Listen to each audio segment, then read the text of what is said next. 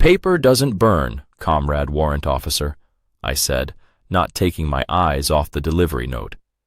My voice, honed by months of headquarters duty, sounded even and respectful, as befitting a conversation with a senior rank. Especially strict accountability documents. Warrant Officer Tarasenko snorted, releasing a bluish cloud of cheap tobacco into the stuffy air of the storage room. He sat opposite me, brazenly propping a leg in a diesel-stained boot on a stack of brand-new regulations I was supposed to officially record yesterday. His fleshy face gleamed, and his small eyes darted across my desk, as if looking for something else to profit from. "Don't try to sweet-talk me, Novikov," he rumbled. "Tell me the business. Is the list ready? For tomorrow. 5 heads. Strong ones, so they don't croak from a shovel in an hour." I slowly raised my eyes. Heads. He always said it like that. Not soldiers, not fighters.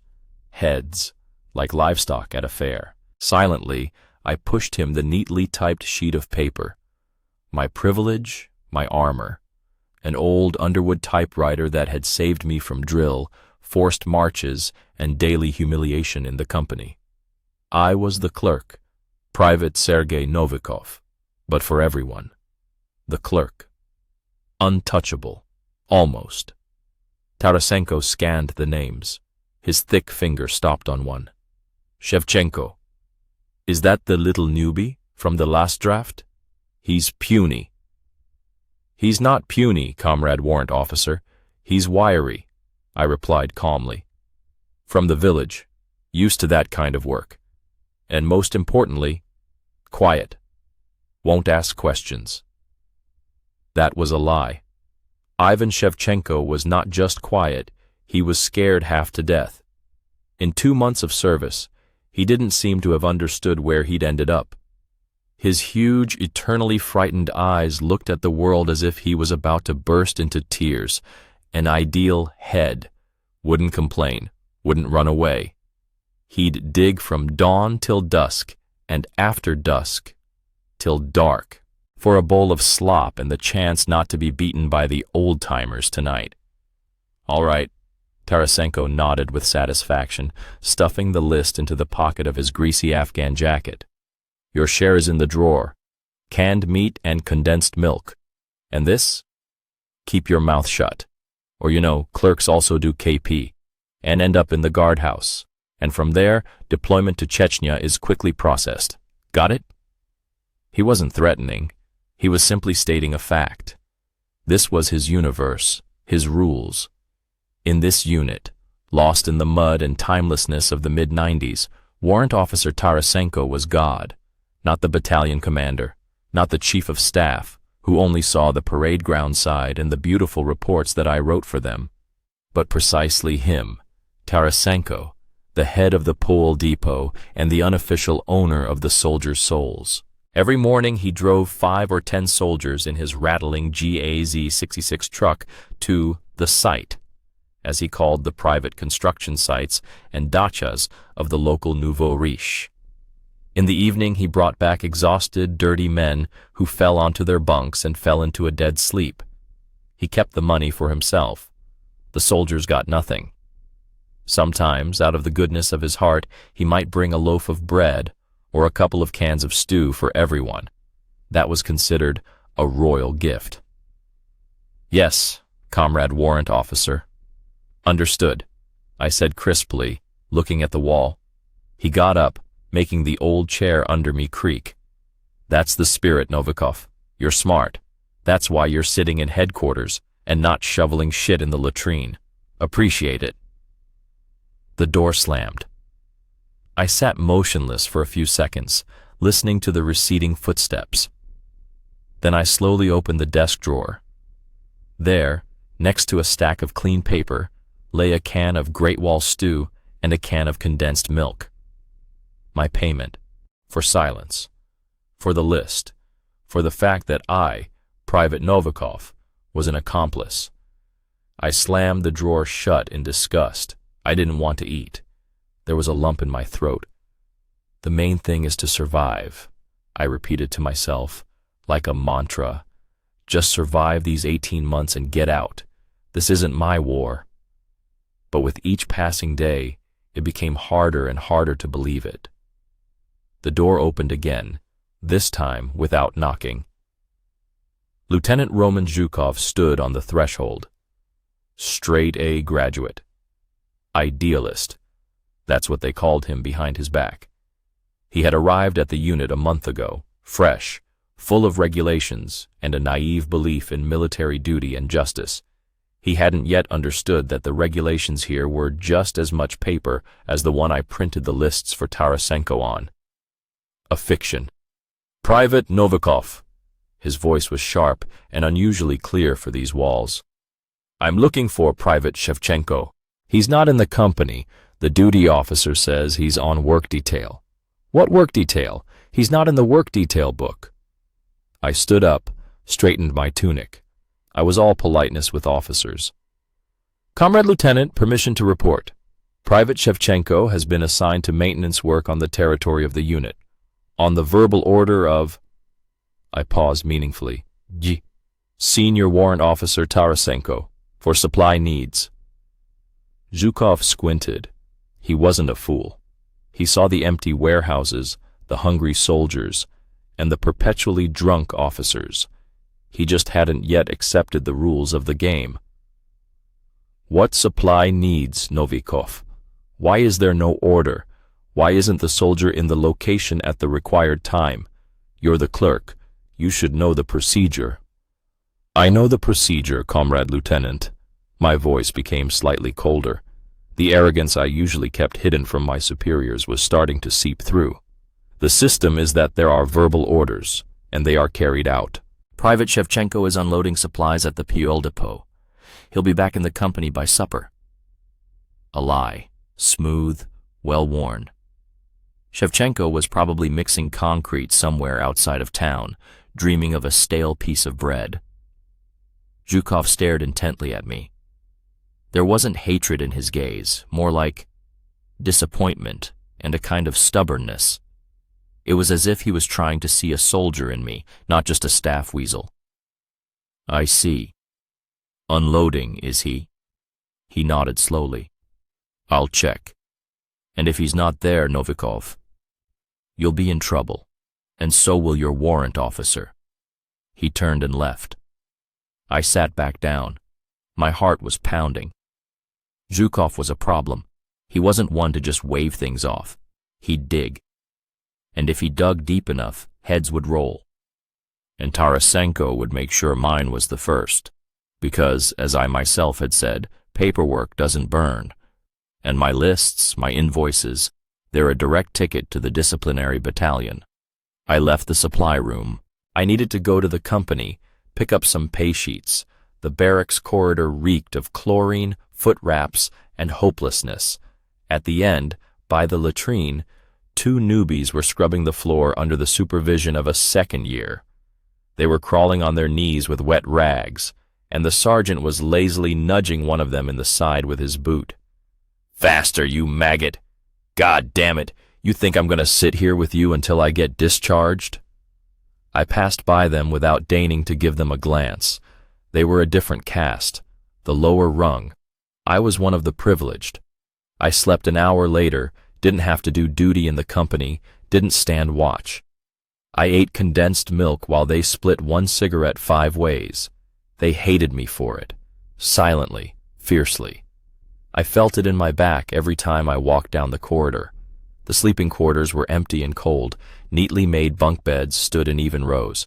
By the window, hunched over on a stool, sat the same Ivan Shevchenko. He had just returned from work. His face was gray with fatigue, dark circles under his eyes. He was writing a letter, moving a pencil stub across a page torn from a notebook. I walked over to my bunk, which stood apart, right next to the supply room, another perk. Writing home, buddy? I asked, trying to keep my voice neutral. Shevchenko flinched and jumped up, hiding the paper behind his back. Sorry, Comrade Private. At ease. I frowned. He addressed even me. A private, like a general. Sit down. What? Complaining to your mom about how hard service is? He lowered his eyes. No.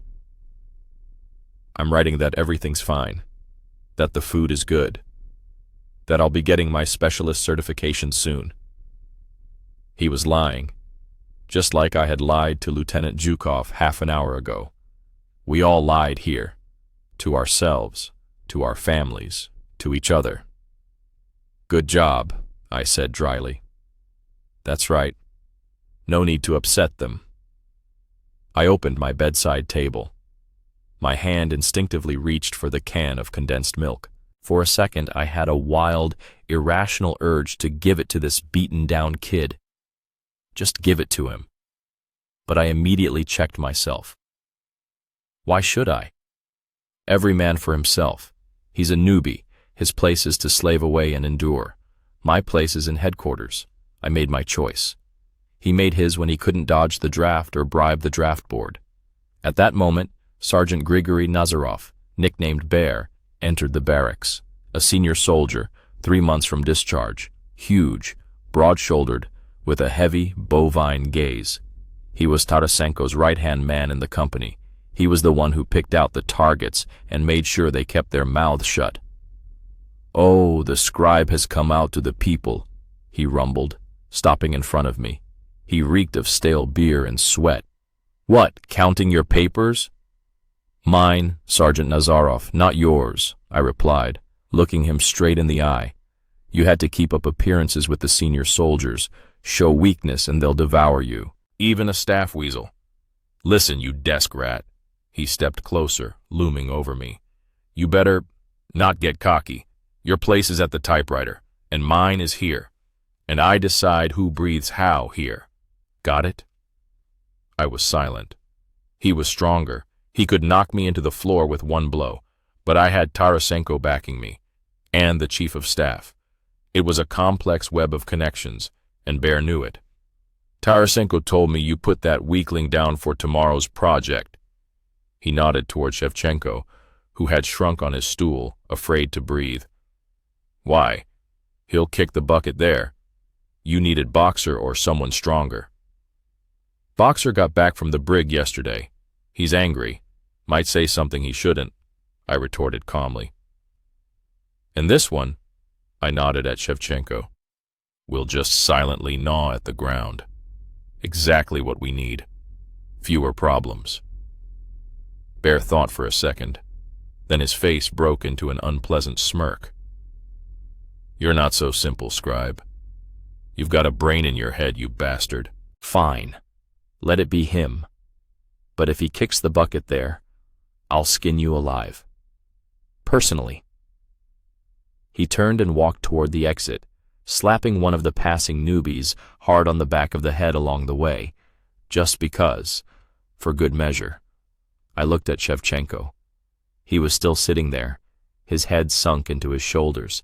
He had heard everything. He knew that another circle of hell awaited him tomorrow, and that I, a private just like him, had just signed his death warrant. In his eyes, when he raised them to me for a second, I saw neither hatred nor anger, only a dull, animalistic longing and fear.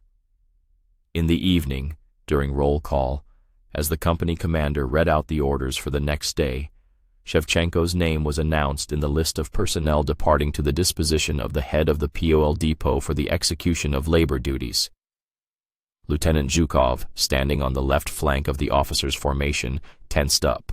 I saw him fix his gaze first on the company commander, then on the shrinking Shevchenko, and then on me.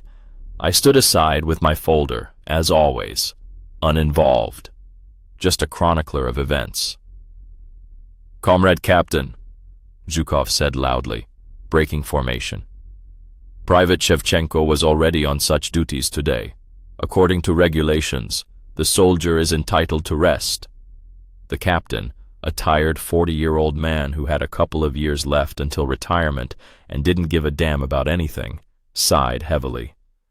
"Lieutenant Zhukov, see me after roll call. Cease talking in formation." That was the end. a brick wall. Zhukov cut himself off, his face flushed with helpless rage. He understood that no one needed his regulations here. Late at night, I was sitting in my storage room. Beyond the wall, in the barracks, lights had been out for a long time, but muffled sounds carried through. Quiet groans, dull thuds, the creaking of beds.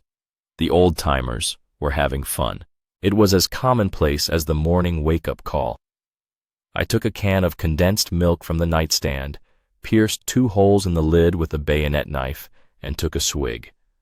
The sweet, viscous liquid flowed down my throat. Energy, life, the price of silence. Suddenly, there was noise outside, the screech of a truck's brakes. I looked out the window. A Gaz IS-66 truck belonging to Tarasenko was standing at the unit's gate. Soldiers were jumping out of the back, pushing and stumbling, not the ones who had left in the morning. These were strangers from another unit, dirty, exhausted, in torn uniforms. Tarasenko was shouting something to them, then handed a thick wad of money to some civilian. The civilian got into a Zhiguli and drove away, and the warrant officer herded the new batch of heads towards some distant, abandoned barracks on the outskirts of the territory, a transit point. The business was expanding. I stepped away from the window. Everything inside went cold. This was no longer just renting out our soldiers. This was some kind of conveyor belt, slave trade on a garrison scale, and I, Clerk Novikov, with my lists and invoices, was a small but important cog in this machine. I looked at the condensed milk in my hands again.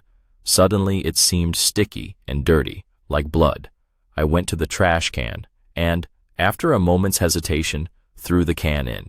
It hit the bottom with a thud. Tomorrow, Lieutenant Zhukov will start his investigation. Tomorrow, Medved will be watching my every move. Tomorrow, Shevchenko will be mixing concrete again. And what will I do? I closed my eyes. The image of Shevchenko's frightened eyes stood before them like a sentence. The mantra, "every man for himself," cracked for the first time. "Ivan, is the list for today ready?" Warrant Officer Grigory Nazarov's voice, thick and smoker's, burst into the silence of the staff office like a lump of dirt into a sterile operating room. Ivan Shevchenko, the clerk, nodded without lifting his head from the typewriter. The keys of the Underwood froze for a moment. He hated this question. It meant that the daily routine was about to begin, which made Ivan's teeth clench, but which ensured him a warm place and an extra bread ration. "Ready, Comrade Warrant Officer. I'm waiting for the names." Nazarov sat heavily on the stool opposite, the old wood creaking. He reeked of yesterday's hangover, cheap Prima cigarettes, and that particular damp mustiness that soaks into a greatcoat if you sleep without undressing. He pulled a crumpled piece of paper from his pocket and smoothed it out on the table. "All right, right. Labor duties of particular importance. Site number 7, as usual. 10 heads. I need some fresh spirits who haven't realized where they've landed, so they don't whine and they work."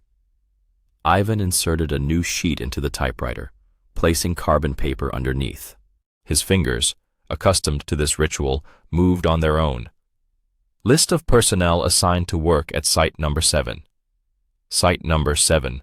That's what Nazarov called some local businessmen's dacha, which they had been building for the 3rd month. Labor duties. That's when soldiers are sold into slavery for a day, for a crate of vodka, and a couple of cartons of cigarettes for the warrant officer, and a few packs for the old-timers, who ensured the obedience of the workforce. "Dictate," Ivan said indifferently. His face was a mask of polite compliance.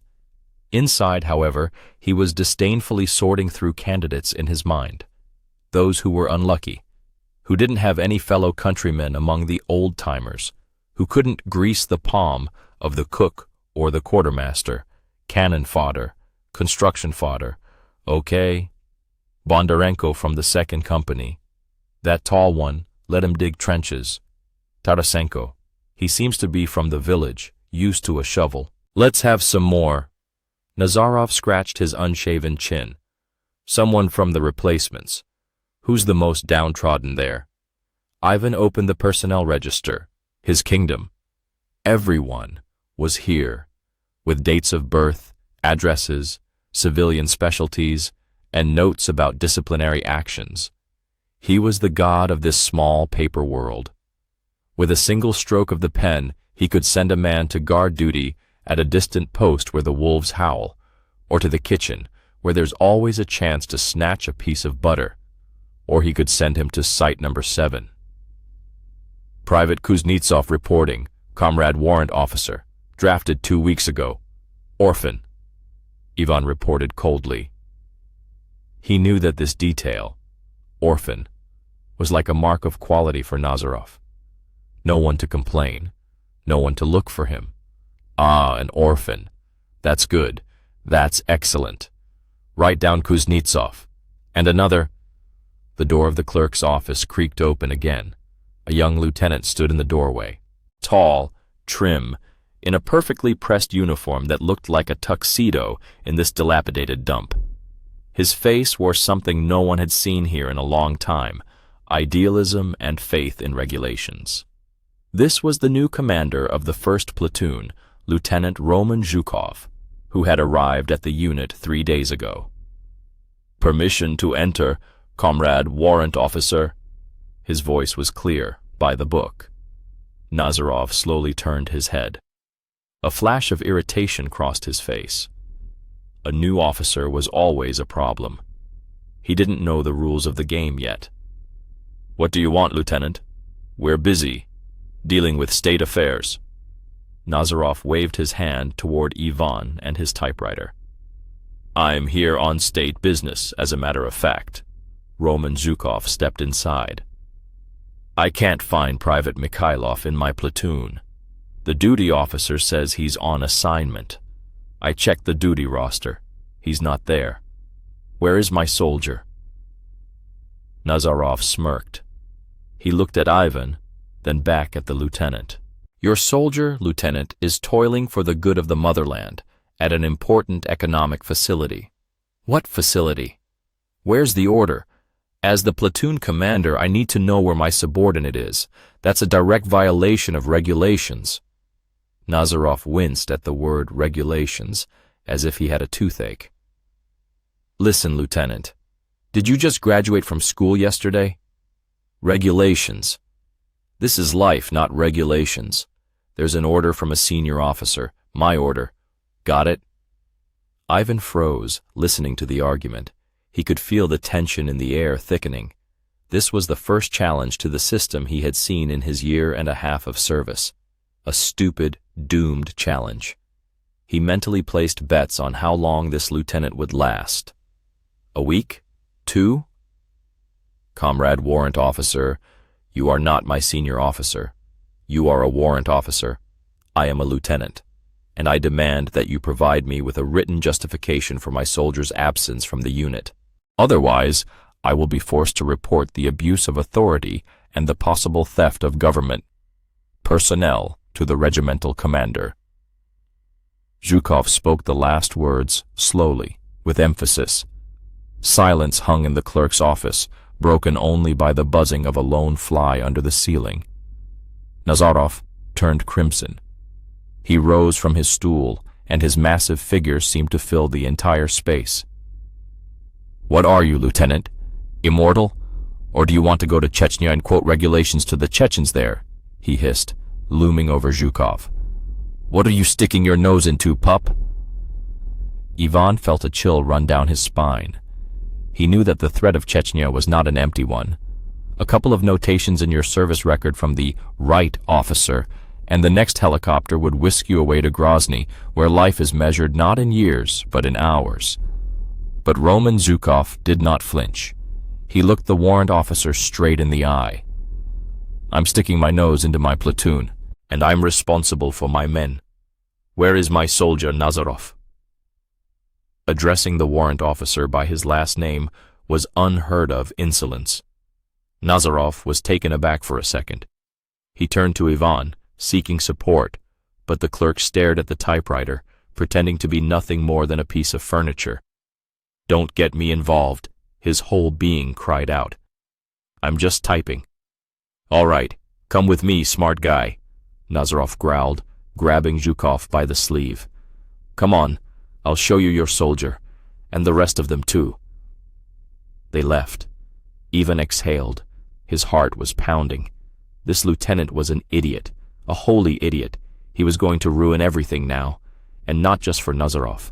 He would shatter the fragile, ugly, but understandable world in which Ivan himself lived.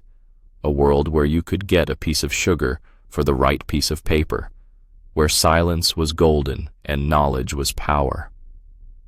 He got up and went to the window overlooking the parade ground. The scene he saw was painfully familiar. A line of soldiers stood near the old peeling ZIL 131 truck, which the unit called the cattle truck, thin, in baggy, dirty fatigues, with extinguished eyes. This was object number 7. Next to them, legs spread wide, stood Sergeant Sergei Novikov, nicknamed Bear, the main old-timer of the 2nd Company, Nazarov's right-hand man in this business. He was lazily chewing out the soldiers, pointing his finger at them.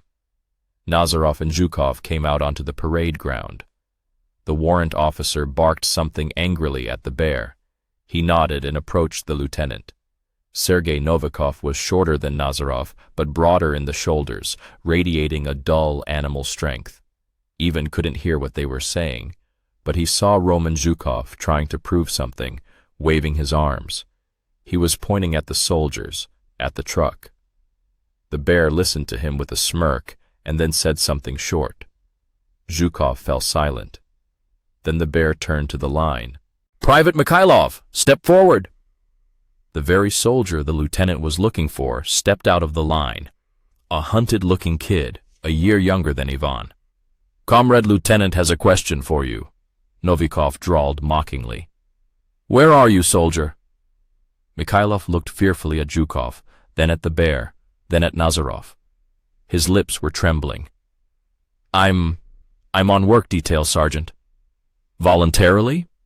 Medved asked with emphasis. "Yes, Sergeant. Voluntarily." Roman Zhukov looked at his soldier, his face a mask of bewilderment giving way to impotent rage. He opened his mouth to say something, but Nazarov cut him off. "Hear that, Lieutenant? Voluntarily. People want to work, to be useful, and you're hindering them. That's not good." He clapped Zhukov on the shoulder. "Go on, Lieutenant. Study the regulations, and we'll get to work. Come on, Medved. Load 'em up. Time is money." Sergei Novikov barked, "Into the truck!" The soldiers, shoving each other, scrambled into the back. The last one up was that orphan Kuznetsov, the one Ivan had added to the list. He glanced back, and his gaze met Ivan's in the staff headquarters window for a split second. There was no reproach or hatred in that look, only the dull, all-encompassing despair of the doomed. Ivan felt uneasy. He turned away from the window. He was a clerk. He just typed. He was outside all this. He was safe. But why then did a foul taste rise in his mouth, and why were his hands trembling slightly? The door opened again. Roman Zhukov entered. His face was pale, his fists clenched. He walked past Ivan and stopped at his desk. "Did you compile the list?" he asked quietly. Ivan looked up at him. The lieutenant's gaze was heavy. "I was following orders, Lieutenant." "Orders?" Zhukov gave a bitter smile. He looked at the sheet, still sticking out of the typewriter. "Work detail of special importance." "You know everything, Shevchenko. You know where they've been taken." Ivan was silent. What could he say? "Yes, I know. They've been taken to break their backs for some profiteer, so the warrant officer can drink vodka and the old-timers can smoke expensive cigarettes. And I'm typing this piece of paper so I don't get sent with them." "You're a soldier too, just like them," Zhukov continued, not breaking eye contact. Or have this typewriter and a warm seat made you different? The arrogance that Ivan usually displayed towards ordinary soldiers vanished. It didn't work on this lieutenant. "I serve as ordered," Ivan replied dully, retreating behind his mask of indifference. "My business is paperwork." "Paperwork," Roman Zhukov repeated. He leaned in and looked Ivan straight in the eye. "You know, Shevchenko, sometimes one correct piece of paper can stop a whole truckload of slaves, and one incorrect one can send them there.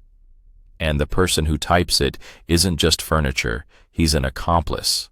Think about that." He turned and left, leaving Ivan alone in the echoing silence of the office. Even Shevchenko sat staring at the keys of the underwood. Accomplice. The word hit him like a slap in the face. He had always considered himself smarter than the others, smarter than those new guys who couldn't stand up for themselves, smarter than the old-timers with their dumb brute force, smarter than the officers who saw soldiers only as numbers in reports. He was an observer, an information hub, a gray eminence in his little world, but this lieutenant, this green idealist, had just called things by their names, and there was no hiding from this truth behind stacks of paper and a polite smile. He looked at the list: Bondarenko, Tarasenko, Kuznetsov. 10 names, 10 fates that he had coldly typed on a sheet of paper that morning, exchanging them for his peace of mind. The roar of a ZIL truck driving away reached him from outside. The truck with the slaves had left, and for the first time in a long time, Ivan felt that the warm seat in headquarters was beginning to burn him. He was safe, but he was no longer sure he was on the right side. The war that Lieutenant Zhukov had declared on this rotten system was just beginning, and Ivan Shevchenko, the clerk, understood that he would have to choose who he would become in this war: furniture, an accomplice, or someone else. He took the sheet out of the typewriter, carefully folded it together with the copy, and filed it in the work detail folder. Routine. Order. But today, something in that order had irrevocably cracked. The personnel register and the duty roster. Lieutenant Roman Zhukov's voice, sharp and inappropriately formal for this smoke-filled storage room, grated on his ears. Ivan Shevchenko, the clerk, reluctantly tore himself away from watching a fly battering against the grimy window pane. He slowly turned his head. The young lieutenant, a fresh graduate from the academy, stood in the doorway of his sanctuary, the headquarters office. He was wearing a perfectly ironed uniform, still retaining its factory sheen, and a peaked cap that sat on his head so correctly, as if glued on. His whole appearance screamed of order, regulations, and a naive belief that the world was structured according to the templates of tactics textbooks. Here, in the crumbling unit on the edge of the empire, he looked like a purebred puppy in a junkyard. "Yes, Lieutenant," Shevchenko said with that carefully measured degree of respect which left no doubt about his subservience to his superiors, and at the same time subtly hinted at his own importance. He wasn't just a soldier. He was the clerk, the keeper of documents, the master of lists, the one who with a single stroke of the pen could send a man to guard duty on a watchtower in -30 degrees, or to a warm warehouse sorting potatoes. "I told you, provide me with the books, both of them," Roman Zhukov repeated, stepping inside. He looked disdainfully at the desk cluttered with papers, the makeshift ashtray made from a tin can, and the calendar with a semi-nude girl hanging forlornly on a nail. Shevchenko rose lazily, relishing his small amount of power. He slowly approached the bulky safe, turned the key with a clang, and extracted 2 thick, tattered ledgers. He placed them on the desk in front of the lieutenant as if he were parting with a personal fortune. "Please, Comrade Lieutenant." Roman Zhukov opened the duty roster. His fingers, clean with neatly trimmed nails, darted across the lines written in Shevchenko's calligraphic handwriting. The clerk watched him condescendingly. He knew what this idealist was looking for. Gossip spread around the unit faster than dysentery. The new lieutenant was sticking his nose where it didn't belong, trying to establish regulation order. Pathetic. "Private Bondarenko, Private Tarasenko, Private Kuznetsov," Zhukov muttered. "On duty within the company. Okay, and where are they?" "Carrying out their duties, Comrade Lieutenant," Shevchenko replied readily. "Cleaning the grounds." I just walked across the grounds.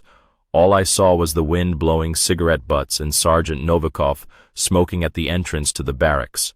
"Where are the soldiers?" Sergeant Sergei Novikov, also known as Bear, the unofficial owner of the barracks, Warrant Officer Nazarov's right-hand man. Hearing his surname, Shevchenko tensed internally. The game was getting more interesting. "Perhaps they're on the far side, by the motor pool," he suggested, maintaining an impassive expression. "There's always a lot of work there." Zhukov slammed the duty roster shut with such force that dust fell from the calendar. He opened the personnel register. "Okay, yesterday. Privates Mikhailov, Semenov, Romanov, listed for economic work outside the unit. What work is that?" "Order from the regimental commander, Comrade Lieutenant." Shevchenko switched to a formal tone. "Assisting the affiliated collective farm with the harvest." "In December?" The edge in Zhukov's voice was palpable. "What harvest are they gathering in December? Digging frozen potatoes out from under the snow?" Ivan Shevchenko shrugged. It was his signature gesture, the gesture of a little man who was just following orders. He knew nothing. He was just a cog in the machine, a clever cog that had greased all its gears and now spun smoothly, in warmth and comfort. "I just wrote down what I was ordered to write down, Comrade Lieutenant. My job is paperwork. Unit commanders are responsible for overseeing the execution." Roman Zhukov stared directly at him. His clear, honest eyes seemed to try to bore a hole through Shevchenko. The clerk met his gaze. He'd seen lieutenants like this before. They arrived full of enthusiasm, trying to break up hazing, fight officer drunkenness, and warrant officer theft. In 6 months, they'd either become alcoholics themselves, become just like everyone else, or they'd be transferred to some hellhole, under fire, so they wouldn't bother the normal people living their lives. "Listen, Shevchenko," Zhukov said through gritted teeth. "Right now, you're getting your ass out of that chair. We're going to the barracks, and you're going to point out every single soldier on this list to me. Every single one. And if even one of them isn't where he's supposed to be, and you can't give me a coherent explanation of where he is," the lieutenant paused, "you personally will be scrubbing latrines until you get discharged, and then I'll write a report to the brigade commander. Do you understand me, clerk?" The threat was childish, but the tone was serious. Shevchenko understood that he wouldn't be left alone. This stubborn idealist was prepared to go all the way, and that meant trouble. Big trouble for everyone, and first and foremost for Shevchenko himself, whose cozy little swamp had suddenly been disturbed. At that moment, the door to the office creaked open again. Warrant Officer Grigory Nazarov appeared on the threshold, filling the entire doorway. A figure almost mythical in the army, eternal like the service itself, cunning as a fox, and impenetrable as tank armor. He smelled of cheap tobacco, stale alcohol, and that special power that wasn't written in any regulation. "Oh, look who's here! Roma, son! Why are you torturing our clerk?" Nazarov smiled, revealing a row of stained but surprisingly strong teeth. "He's a valuable guy, a paper pusher. We need to take care of him." Roman Zhukov straightened up, his face hardening. "Comrade Warrant Officer, I'm trying to ascertain the whereabouts of the soldiers in my company, who, according to all the documents, should be on base." Nazarov entered, authoritatively pushed the lieutenant aside, and clapped Shevchenko on the shoulder. The clerk felt a chill run down his spine at the gesture. It was a sign that he was under the protection of the system, but also a sign that he was now in the same boat as the warrant officer. "Ah, you mean those eagles?" Nazarov winked at Zhukov. "They're at the site, Lieutenant, at the site. We're helping a good man finish building his dacha. He'll give us canned meat, sugar, and cigarettes for it. You can see for yourself what they feed us in the mess hall, rotten cabbage and water. And my soldiers need to be well fed. A well-fed soldier is a good soldier, right, Lieutenant?" He said it so simply, so matter-of-factly, as if he were talking about painting a fence on the base. Zhukov looked at him with unconcealed disgust. "So, you're selling soldiers' labor, Comrade Warrant Officer. This is illegal. It's a crime." Nazarov chuckled, quietly, paternally. "Oh, son, what big words. A crime. I'm not selling, I'm organizing, shall we say, a barter system. We survive as we can. Or do you want your conscripts to start dropping from hunger in your company?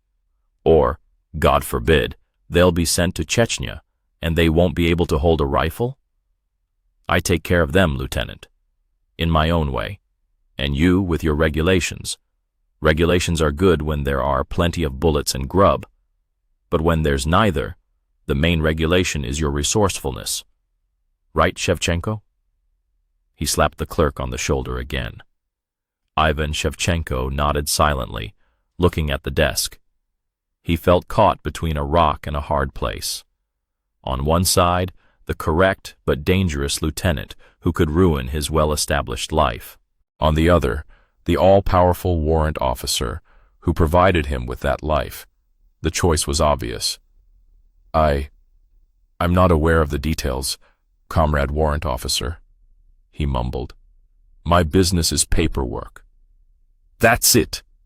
Nazarov raised his finger triumphantly. "Golden words. Everyone should do their job. You, Lieutenant, should deal with drill practice. Teach them to march beautifully. I'll take care of their supplies. And our clerk, Ivan, will put it all beautifully on paper so that nobody can find fault, and everyone will be happy. It's a system, Lieutenant. It works. Don't break it. It'll break you and won't even notice." Grigory Nazarov turned and left, leaving behind a trail of tobacco smoke and a feeling of utter hopelessness. Roman Zhukov stood for another minute, his fists clenched so tightly that his knuckles turned white. He gave Shevchenko a look full of contempt and left too. Not even 5 minutes had passed when Sergeant Sergei Novikov peeked into the office. Bear. He didn't enter. He just peeked in, ducking his huge head. His face, weathered and rough, expressed nothing. "Listen, clerk." His voice was low, muffled, like the thud of a sandbag. "The lieutenant. He came by?" "He did," Shevchenko answered quietly, not raising his eyes. "Was he asking questions?" "Yes." Bear was silent, scrutinizing the clerk like an entomologist examining a rare insect. "You're a smart guy, Vanya. You sit in the warmth, do nothing much. You scribble your papers, you don't know grief. No duty details for you, no guard duty, no being worked over at night. Appreciate it."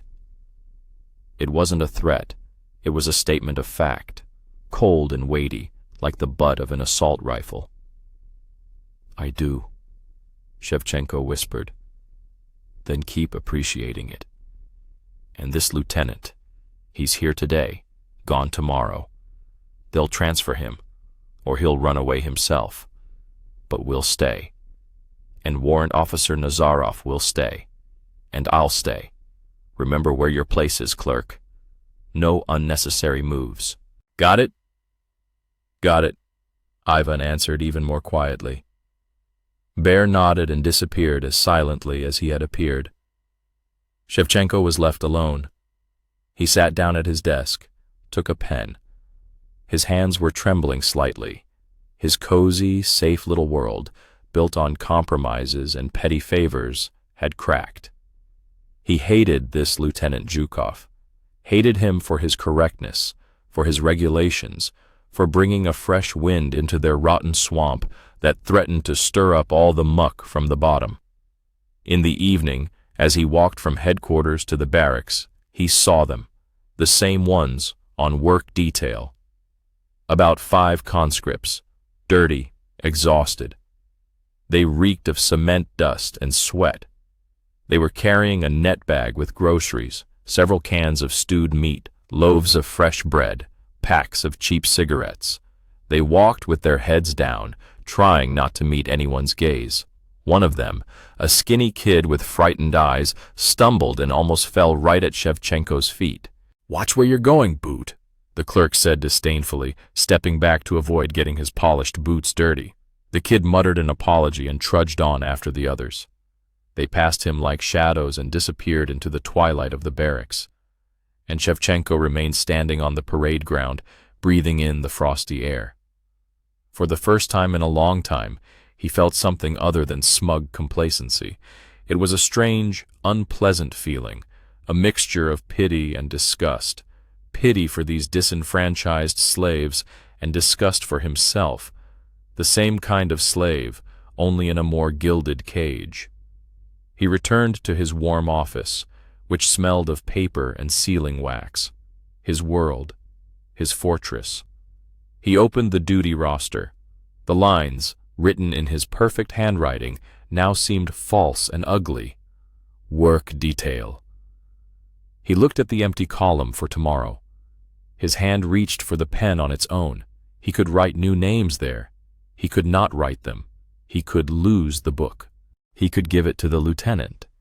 He sat in silence, broken only by the ticking of the clock on the wall.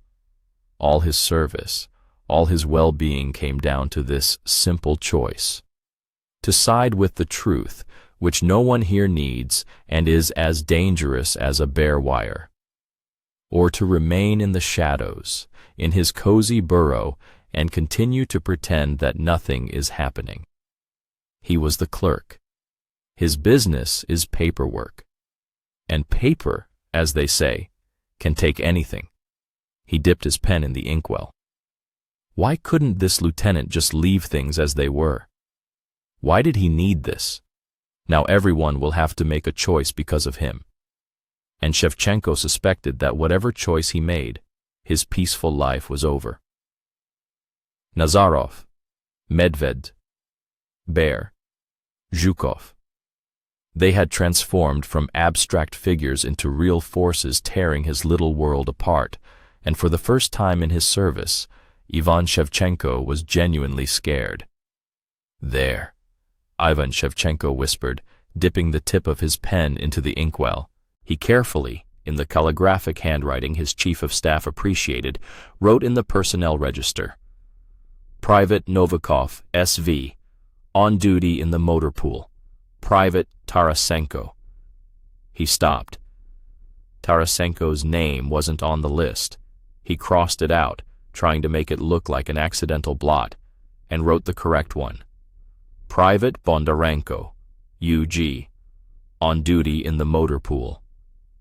Next to him, on the edge of the table, lay a crumpled sheet of paper covered in the sprawling handwriting of Warrant Officer Grigory Nazarov, the company's first sergeant. A short list of 5 names and a note at the bottom. For the whole day, charge it to the motor pool and kitchen, sort it out. Ivan was sorting it out. It was his job, his armor, his fortress. While the other spirits and granddads polished their belt buckles to a shine, scrubbed the floors of the barracks, or marched on the parade ground in the icy wind, he sat here, in the warmth of the headquarters office. It smelled of old paper, sealing wax, and cheap tobacco. Outside the window, a blizzard howled, while next to him, a small electric stove hummed, warming a kettle. He was the clerk, the invisible god of this little universe, where a properly filled-out piece of paper was more important than a person. He knew who was going on leave when, who was being nominated for an award, and who was having documents prepared for dispatch to the stockade. And he knew that neither Private Sergei Novikov, nicknamed Medved, Bear, nor the other 4 from Nazarov's list were anywhere near the motor pool. They weren't even in the vicinity. The door creaked, letting a cloud of frosty steam and a young Lieutenant Roman Zhukov into the office. The graduate, as he was called behind his back in the company. Only 3 months in the unit, and he'd already managed to annoy everyone with his regulations and correctness. His eyes burned with zeal. His uniform was perfectly ironed. His cap sat on his head as if it had been glued there. Zhukov shook the snow off his shoulders and strode purposefully to the desk. "Shevchenko," he began without preamble, his voice ringing with tension. "Where's the personnel?" Ivan slowly raised his head, feigning polite bewilderment. "All personnel are accounted for, Comrade Lieutenant, according to the daily routine. Some are in training, some are on duty." "Don't give me the routine," Zhukov snapped. He pointed toward the window, beyond which snowdrifts could be seen blocking the entrance to the motor pool. "I've just come from the motor pool. Apart from the duty officer and the guard, there's not a living soul there. And in the daily report you slipped me this morning, 5 men are listed as being on duty in the motor pool. 5. Shevchenko, where are they?" Ivan didn't blink. He had been expecting this. Sooner or later, this righteous lieutenant was bound to stick his nose where it didn't belong. "Comrade Lieutenant, perhaps they were reassigned to another location, on the verbal orders of the company first sergeant. I can't always manage to update the records in real time." "To what location?" Zhukov leaned over the desk, his eyes boring into Ivan's face. "To what location could they have been reassigned without my knowledge? I'm the platoon commander. I'm responsible for these men. Where is Private Novikov?" "Sergei Novikov?" Ivan pretended to try to remember. "A strong, strapping fellow. I imagine the first sergeant found him a task in the supply area. Perhaps they're unloading coal at the fuel depot. It's winter, you understand, Comrade Lieutenant." "I was at the fuel depot!" Zhukov's voice rose to a shout. "There are 2 frozen spirits from the 2nd Company barely moving shovels. My men aren't there. I searched the entire territory of the unit. They're nowhere to be found." Ivan sighed, closed the register, and carefully placed the pen down. He switched to his second, condescendingly arrogant tone, which he reserved for those who weren't direct superiors. "Comrade Lieutenant, I'm just the clerk. My job is to keep the records. The first sergeant gives me instructions and I carry them out. If you have questions about the actual whereabouts of the soldiers, you should probably contact Warrant Officer Nazarov directly. He's better informed about the company's logistical needs." He deliberately emphasized the word logistical. It was a code, a password for those in the know. Zhukov, it seemed, wasn't in the know. "To Nazarov?" the lieutenant repeated. A flicker of confusion flashed in his eyes, but was immediately replaced by stubborn determination. "Yes, that's exactly who I'll be speaking to. And you, Shevchenko, will have another conversation. If it turns out that you're falsifying official documents—" He didn't finish, turned sharply, and left, slamming the door so hard that dust fell from the shelf. Ivan watched him go. "Idiot," he thought without malice. "A holy idiot." He reached into the drawer, pulled out a pack of Prima cigarettes, and lit one right there in the office, violating every conceivable prohibition. Smoke filled the small room. He knew what was coming. Zhukov would go to Nazarov's storage room, and there his idealistic world, built on the pages of the military regulations, would collide with reality like a glass marble against a concrete wall. Ivan was right. Less than 10 minutes had passed when the door swung open again. Zhukov stood on the threshold, crimson with rage, and behind him, swaggering in with a lazy smirk, came the company sergeant, Warrant Officer Grigory Nazarov. Nazarov was the complete opposite of the lieutenant. Short, stocky, with a weathered face and grasping, colorless eyes. His tunic hung on him like a sack, but every move he made radiated authority. Not the formal kind, but real, animal authority. The authority of a man who knew how this world worked. Shevchenko, Nazarov drawled lazily, walking around the desk and plopping down in the visitor's chair. He pulled a pack of Prima cigarettes out of his pocket, exactly the same kind. Our lieutenant here is wondering where his eagles are. Says you gave him something inaccurate in the paperwork. Ivan stood up. He always stood before the warrant officer. Negative, Comrade Warrant Officer. Everything is according to your instructions. Personnel are assigned to maintenance work. See that, Lieutenant? Nazarov turned to Zhukov, who stood clenching his fists. Maintenance work, a matter of national importance. Or do you think paint for the curbs grows on trees? And does Ded Moroz bring the window panes for the barracks on New Year's Eve? What maintenance work, Comrade Warrant Officer? Zhukov ground out. What window panes? I'm asking you, where are my soldiers? Nazarov took a deep drag, exhaling a ring of smoke directly into the lieutenant's face. And what difference does it make to you, Roma? His voice suddenly became quiet and insinuating, making it all the more chilling. What difference does it make to you, whether they're sleeping in the barracks or working? They're doing something useful, for the company, for the unit. It's illegal, Zhukov exploded. You're selling the soldiers, I know, I've had hints. You're sending them to construction sites for local businessmen, for cash. That's a criminal offense. Silence descended on the office. Ivan froze, afraid to breathe. He watched Nazarov. The warrant officer's face didn't change, only a cold, predatory gleam flashed in his eyes. Selling? He chuckled. What an ugly word, Lieutenant. I'm not selling. I'm, shall we say, organizing mutually beneficial cooperation. A very respected man is building himself a dacha. He needs manpower. I have a whole company of those hands. Strong, young, who don't care whether they're sweeping the parade ground or hauling bricks. So why not combine business with pleasure? Pleasure for whom? Your pocket? For the company, son, for the company.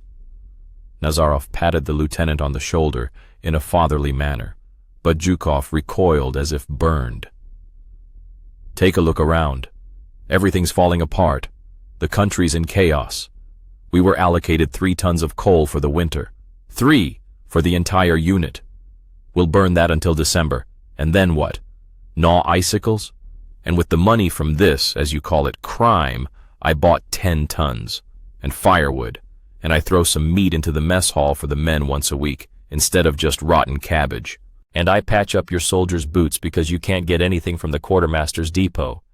You live by the regulations, Lieutenant, and I live by life. And my life says that if your soldier is fed and warm, he doesn't give a damn about what's written in your paperwork. Zhukov stared at him, and Ivan saw the fire in his eyes die down, replaced by something else, a mixture of disgust and helplessness. I'll report this to the unit commander, he said quietly, but firmly. Nazarov burst out laughing, loudly, heartily. Report it, Roma, report it. The colonel will shake your hand, and then he'll call me in, scold me for show, and then we'll drink cognac together in the evening.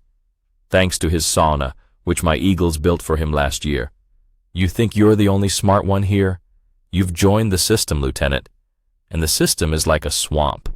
You can thrash around in it, shout, wave the regulations, but it will still slowly suck you in, or spit you out. Somewhere near Grozny, they need principled guys like that right now, to stand at checkpoints. They'll quickly teach you what's more important, a piece of paper or life, yours and your soldiers. Nazarov stood up, tossed his cigarette butt on the floor, and ground it out with his boot. So go on, Lieutenant. Go write your reports. And you, he nodded to Ivan, keep working. so that not even a gnat can poke its nose in." He left, leaving behind a trail of tobacco smoke and a ringing silence. Zhukov stood for another minute, staring into space with unseeing eyes. His shoulders slumped. He suddenly seemed not like a young officer, but like an aged, broken man. Without saying another word, he left. Ivan sat down at his desk. His hands were shaking slightly. He had seen it before, but never so closely, so frankly. The system that Nazarov had spoken about appeared before him in all its unsightly power. It wasn't just corruption. It was a way of survival. Ugly, cynical, but as terrifying as it was to admit, it worked. He looked at Nazarov's list. Novikov SV, Bear, a huge, good-natured guy from a Siberian village who, on his second day of service, single-handedly lifted and carried the machine gun mount that usually took 4 men to carry. He was neither a bully nor a lawless type, just a strong, calm guy who silently did what he was told. The perfect slave. Ivan felt a twinge of something akin to conscience. He, sitting in warmth, was sending this bear into servitude with his neat handwriting. He was assigning him to a non-existent detail so that the warrant officer could get his dirty money, some of which perhaps would actually go to coal for the barracks where that same bear was freezing. A vicious circle of absurdity. In the evening, when it was already dark, the work brigade returned. Ivan deliberately left the office under the pretext of going to the smoking room. He saw them as they trudged from the back gate of the unit, trying to avoid the eyes of the officers, 5 shadows in dirty, cement-splattered peacoats, tired, angry, hungry. Sergei Novikov was in the lead. His face was gray with fatigue. His hands, as huge as shovels, hung limply at his sides. He saw Ivan. Their eyes met for a second. There was no hatred in the bear's gaze, only a deep, universal weariness and a silent question. Why? Ivan quickly looked away and strode towards headquarters. He couldn't bear that look.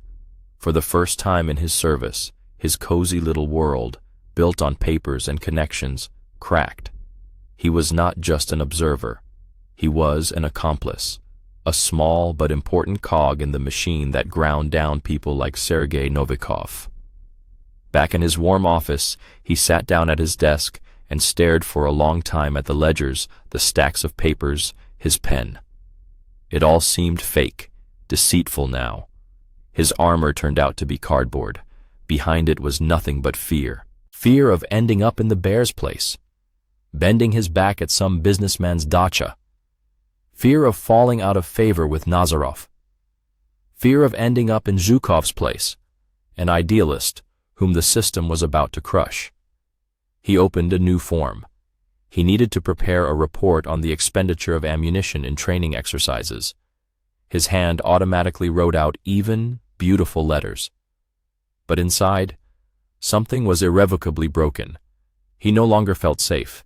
He felt like a part of the lie, and that bear's gaze, full of silent reproach, stood before his eyes. Ivan realized that something had ended today. The clerk Shevchenko, who was above all this, was over, and perhaps someone else had begun, someone who would have to make a choice. "Shevchenko, stand up."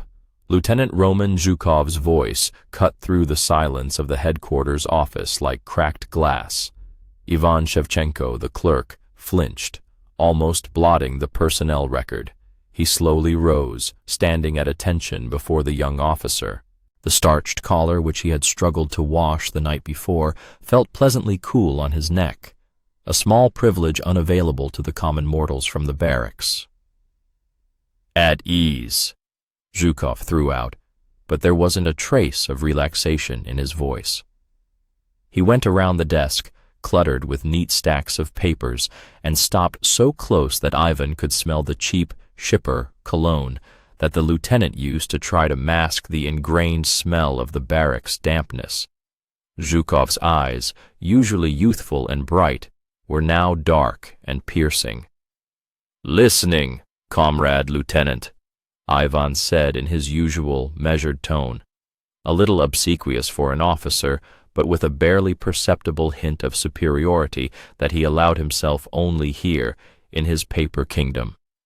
"You know everything, Shevchenko. You see all the orders, all the lists. Where does Warrant Officer Grigory Nazarov take 10 to 15 people every week? The documents say, work on the auxiliary farm." "What the hell farm?" "We slaughtered the pigs for stew last month because there was nothing to feed them." Ivan was silent, looking at a spot just above the lieutenant's shoulder. This was a dangerous conversation. Very dangerous. He knew perfectly well where the warrant officer was taking the soldiers. He had seen these guys returning late in the evening, dirty, covered in cement dust, with wrenched backs and empty eyes. They fell on their bunks without undressing, and the next day they barely dragged their feet to formation. And then Nazarov would visit the supply room to see the old-timers. And that same evening, the old-timers would have Bond cigarettes, condensed milk, and even vodka. The system worked like clockwork. "I act according to the incoming documents, Comrade Lieutenant," Ivan enunciated. "There is an order from the Chief of Staff to send personnel for farm work. The order is signed. I issue travel vouchers and make notes in the log. My job is paperwork." "Paperwork?" Zhukov smirked, but the laugh came out bitter. "You're not an idiot, Shevchenko. You understand perfectly well that he's selling them, like slaves, to construction sites in the city, to these businessmen who are now springing up like mushrooms after rain, for cash that he puts in his pocket, and the soldiers get hernias and pneumonia." Ivan felt a chill run down his spine. The lieutenant was saying aloud what everyone knew but kept silent about. It was taboo, a violation of the main rule of survival in this rotten machine. Don't meddle in other people's business. "I cannot comment on the actions of a senior officer," Ivan replied dryly, feeling his palms begin to sweat. "It's not within my purview." "And whose is it, Shevchenko? Whose?" Zhukov raised his voice, and the clerk instinctively flinched. "I wrote a report to the battalion commander. You know what he told me?" "Lieutenant, don't create problems out of thin air. The soldiers are busy, not goofing off in corners." "He's in on it. Understand? Or just afraid to poke that hornet's nest. I need the list." "What list?" Ivan genuinely didn't understand. "The list. The one Nazarov's compiling. Who to send. He's not just pulling names out of a hat. He's choosing the newbies, the most downtrodden, the ones nobody will stand up for, those who don't have well-connected countrymen or powerful old-timers. He has to keep that record somewhere. With you. You're his right-hand man on paperwork." Ivan turned cold. The lieutenant was right. Every Wednesday, the warrant officer would come to him, toss a crumpled piece of paper torn from a notebook onto the table, and say in his nasal voice, "Clerk, assign these to auxiliary duty." And no funny business. The paper had names on it. 10, 12, 15 names. Ivan would enter them into the official documents. And the paper, he would immediately burn the paper in the ashtray. It was part of the deal, part of his safety and cozy spot. "I don't have any lists, Comrade Lieutenant," he lied, looking directly into Zhukov's eyes. It was the first time during the conversation that he met his gaze, and he felt uneasy about his own lie. Zhukov looked at him for a long time, studying him. It seemed he could see right through Ivan. His fear, his petty vanity, his desire to sit quietly while others rotted in the mud. "I see," the lieutenant finally said. There was so much disappointment and contempt in his voice that Ivan wanted to sink through the worn linoleum. "So, you're happy with everything. A warm office, a clean uniform, and the fact that your own comrades, 18-year-old kids just like you, are being sold for a bottle of vodka doesn't concern you. You're the clerk. Blue blood." He turned and walked towards the exit. He turned back at the door. "Just remember, Shevchenko, today they're selling them. And tomorrow, when the newbies run out, Nazarov will sell you too, and none of your papers will help you." The door slammed shut behind the lieutenant, leaving Ivan alone in the ringing silence. His hands were shaking slightly. He sat down at the table. Zhukov's words hit their mark. He hated this lieutenant for his idealism, for making him feel like a coward and a piece of scum. But even more, he hated him for being right. Ivan worked like an automaton all day, sorting through personal files, filling out logs, answering calls. But the phrase, "tomorrow he'll sell you too," pounded in his temples. He remembered how, a couple of weeks ago, Nazarov, being tipsy, patted him on the shoulder and said, "You're sitting pretty, clerk. White hands, bright mind. They don't come cheap like you on a construction site. I'd make you a foreman." Then it sounded like a drunken joke. Now, like a prophecy.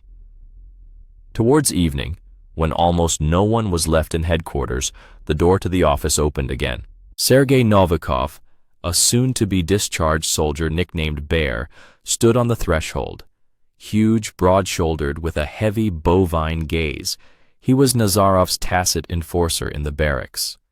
He was the one who made sure the slaves kept quiet and worked. "Hey, clerk," Bear rumbled, not coming inside. He never came inside. He always spoke from the doorway, as if marking the boundary between his world of force and Ivan's world of paperwork. "You, filter who you're chatting with." Ivan looked up at him. His heart sank somewhere into his boots. "I don't understand what you're talking about," he squeezed out. "You understand everything."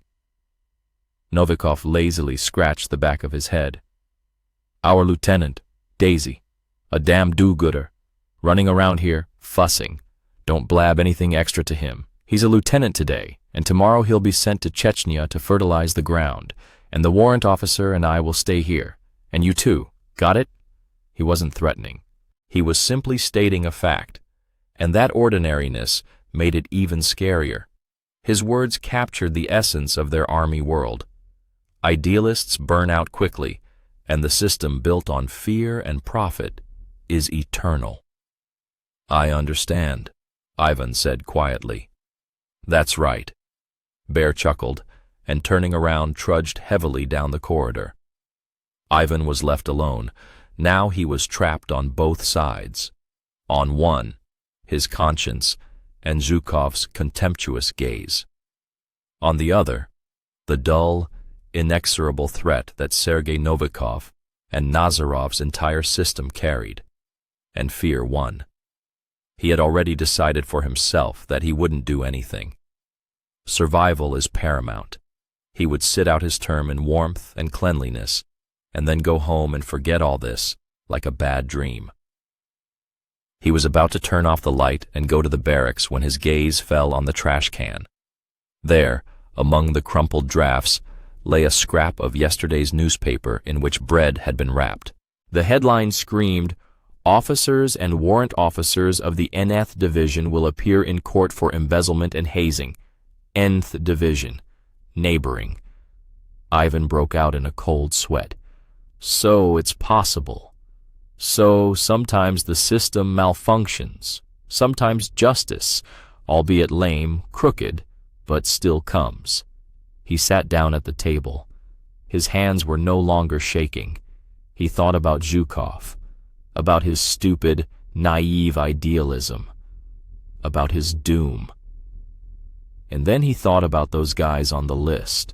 Some greenhorn from a remote village, writing letters home saying everything is fine, while he's hauling sacks of cement for next to nothing, which ends up lining the warrant officer's pockets. He remembered the face of one of them, just a kid, skinny, with perpetually frightened eyes. Last week he came back from the construction sites with a swollen, bruised hand, said he fell. Everyone knew the foreman hit him for dropping a bucket of mortar, but he kept quiet, because he knew, if he told, Bear would do something to him in the supply room that would make the foreman's bruise look like a birthmark. Ivan slowly pulled out the desk drawer, took out a clean sheet of paper and a pen. "Tomorrow is Wednesday," which means Grigory Nazarov will come in the morning with his list. In the morning, the warrant officer appeared in the office as usual. He reeked of stale alcohol and cheap tobacco. He silently tossed a crumpled, greasy piece of paper onto Ivan's desk. "Process them, scribe. 14 heads for today. Need them ready by 10 at the back gate." Ivan nodded without looking up. He picked up the paper. His fingers were ice cold. He quickly copied the names onto the order form, as he had done dozens of times. But today he did something else. While Nazarov was rummaging in the closet looking for some file, Ivan quickly, in the calligraphic handwriting that the chief of staff valued so much, copied all 14 names onto a separate small piece of paper. He indicated the time, 10:00 a.m., and the place. The hole in the fence behind the motor pool. When Nazarov left, Ivan folded the note in quarters. His heart was pounding so hard that it seemed like everyone in the headquarters could hear it. He understood what he was doing. It was his leap into the unknown, the end of his peaceful life. If Zhukov failed, if Nazarov found out who ratted him out, Bear wouldn't talk. He would simply ruin his life, or life itself. He shoved the note into the pocket of his tunic. He left the office under the pretext of having to take documents to the Signal Corps. Lieutenant Zhukov's office was in the same corridor. The door was ajar. No one saw Ivan. One quick, practiced movement, and the note slipped into the crack between the door and the frame, falling onto the floor inside the office. Ivan almost ran back to his office. He sat down at his desk and stared at the order with the names. He had made his choice. He had stopped being just a scribe. He had become a conspirator. And now he could only wait. Wait to see how this day would end. And pray that the naive idealist lieutenant was smarter and stronger than he seemed. Because now his fate was inextricably linked to the fate of Roman Zhukov. And there was no turning back. Ivan Shevchenko counted the names in the personnel roster for work duty for the third time. 20 people. Then he opened his ledger, where he entered data for the headquarters in calligraphic handwriting. In it, in the economic work on the territory of the unit column, there were only 8 names. 12 privates, all from the new draft, were officially located in the company's quarters. Sweat broke out on Ivan's forehead. Although it was cool in the headquarters supply room, he knew where those 12 freshmen were.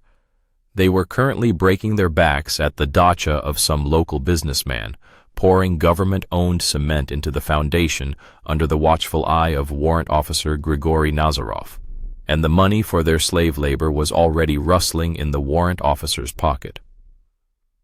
"My job is paperwork," he told himself like a mantra. "The paperwork has to be in order, and where everyone actually is, not my headache."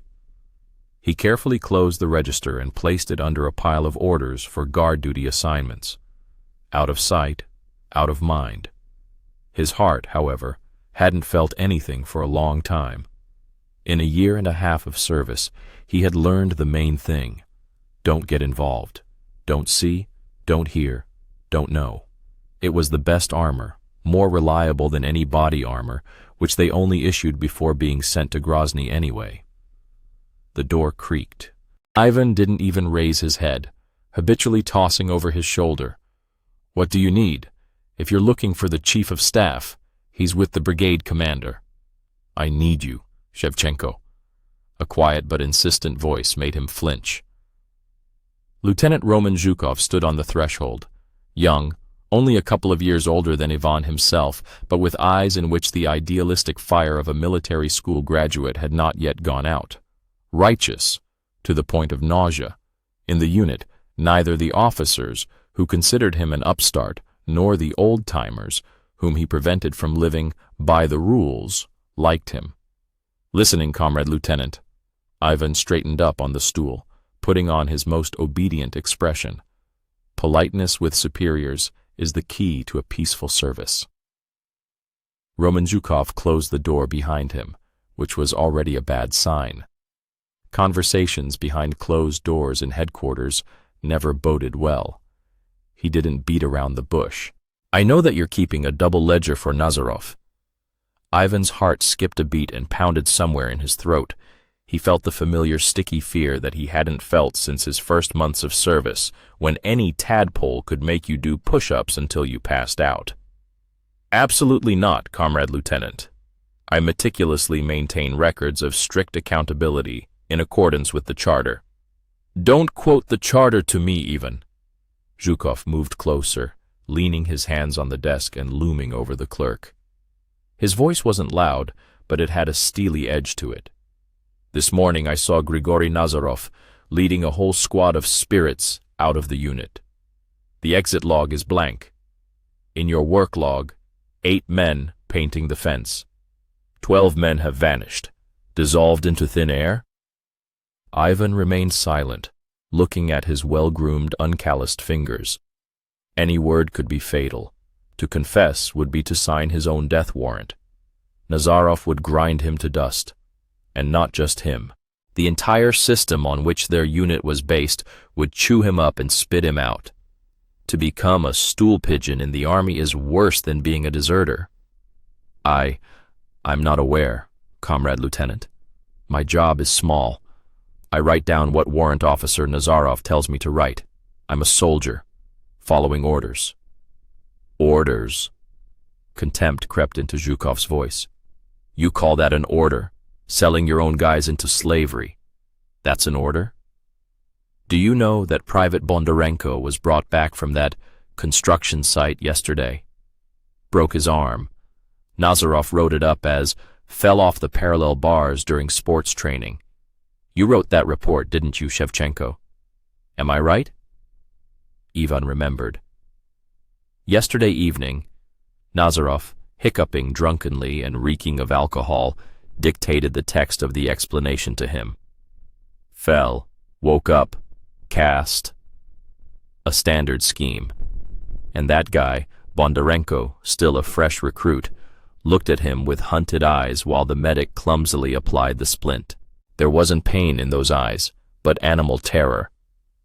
Ivan swallowed. I just wrote what was dictated. Just wrote, Zhukov repeated slowly, looking Ivan straight in the eye. You're a smart guy, Shevchenko.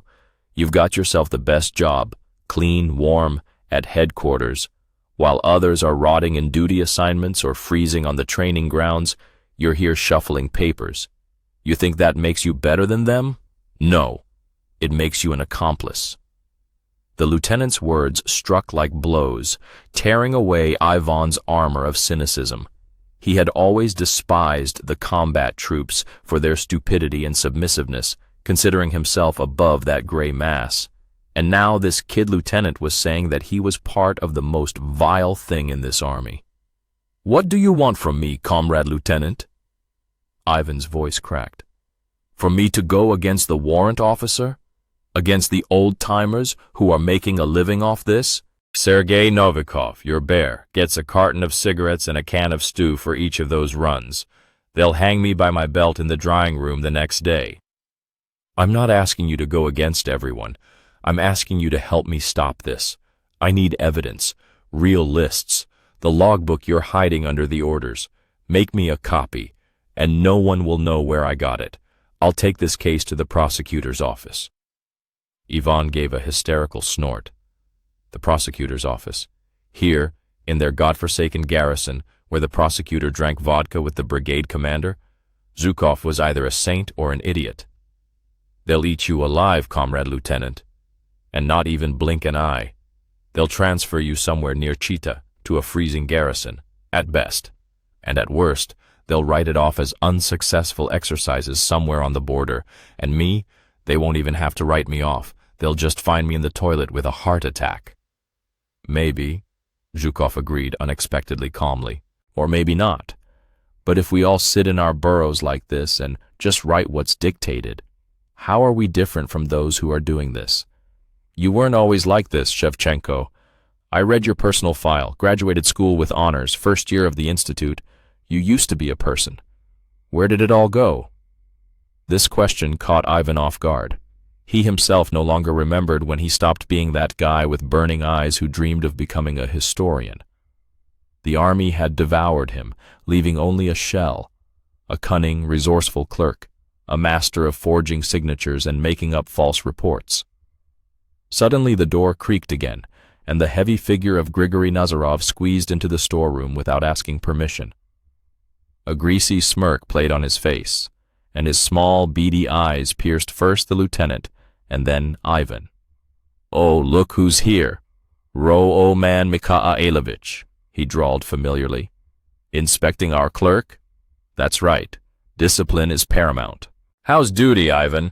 Everything in order? Papers in place?"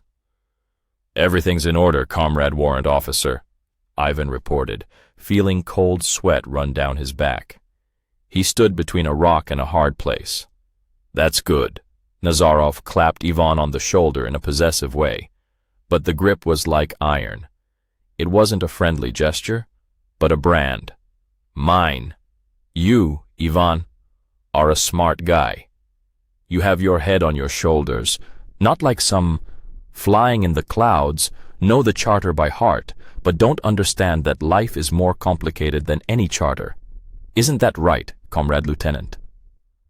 Roman Zhukov straightened up, his face hardening. "Life can be different, Grigory, but the law is the same for everyone, for privates and for warrant officers. The law is good." Nazarov didn't give up. His smile widened, but his eyes didn't smile. "But a lot of water will flow under the bridge before the law gets here. Here, with us, the laws are simpler, friend or foe. He who is with us eats his fill and sits in warmth, but he who is against, well, they have a hard time of it.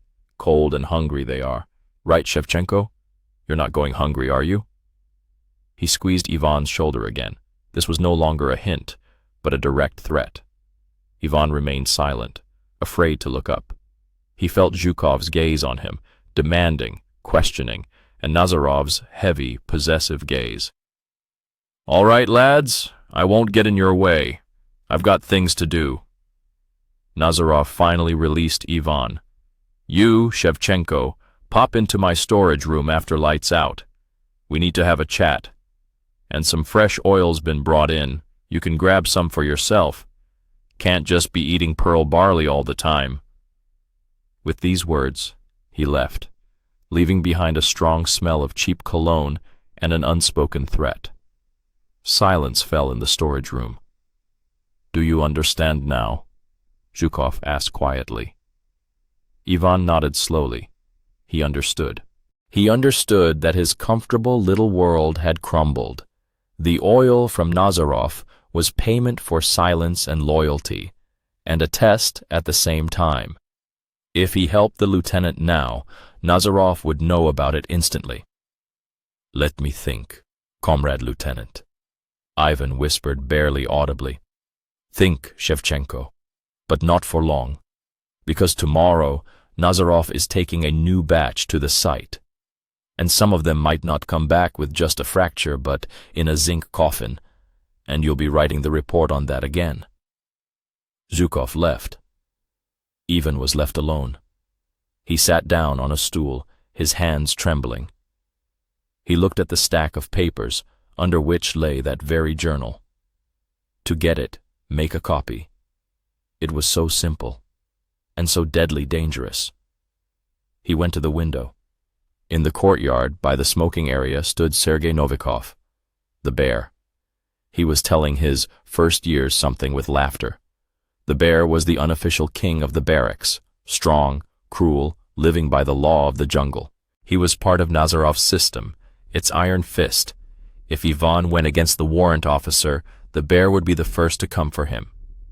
Ivan moved away from the window. He looked at his hands again, the clean hands of a clerk, but now it seemed to him that they were covered in filth up to the elbows, in the very filth in which the soldiers he had sold were floundering. For the first time in a long time, he felt not arrogance towards them, but something else, shame, burning, corrosive shame, and fear, But now it wasn't just fear for his own skin. It was the fear of becoming like Nazarov, completely. The fear that one day he would write a report about someone's death and not even flinch. He slowly walked to the table, moved aside the pile of orders, and pulled out the journal. On its pages were names, not just names. These were 18-year-old kids whom their mothers had seen off to the army so they would become men, not slaves. Ivan Shevchenko opened the desk drawer and took out a clean sheet of paper and carbon paper. His hands were still shaking, but now there was resolve in his actions. He didn't yet know what he would do next, but he knew one thing for sure. He could no longer just write what he was told. "I need a list, Shevchenko, a real one." Lieutenant Roman Zhukov stood over my desk, his hands clasped behind his back.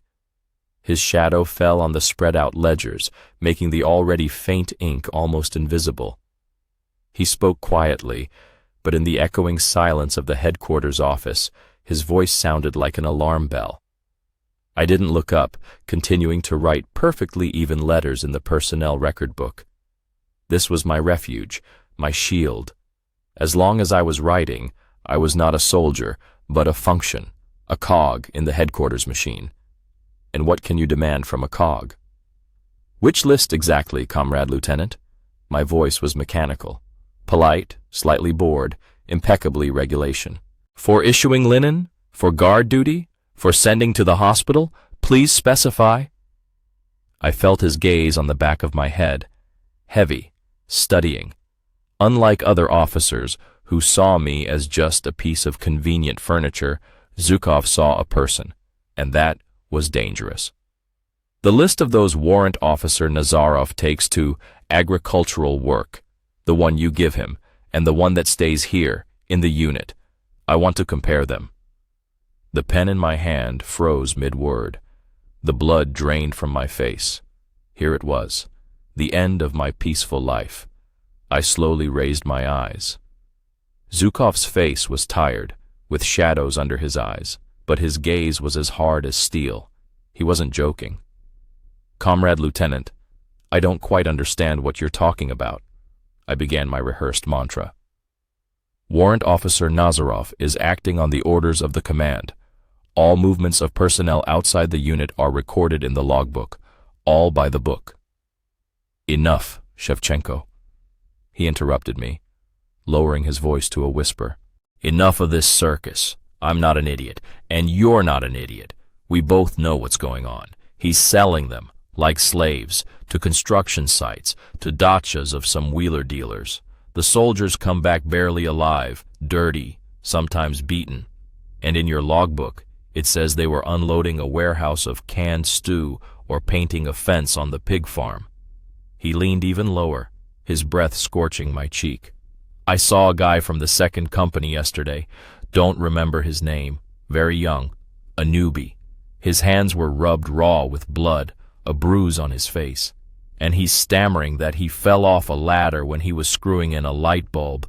He's scared, Shevchenko. They're all scared of that bastard Nazarov." "You're covering for him."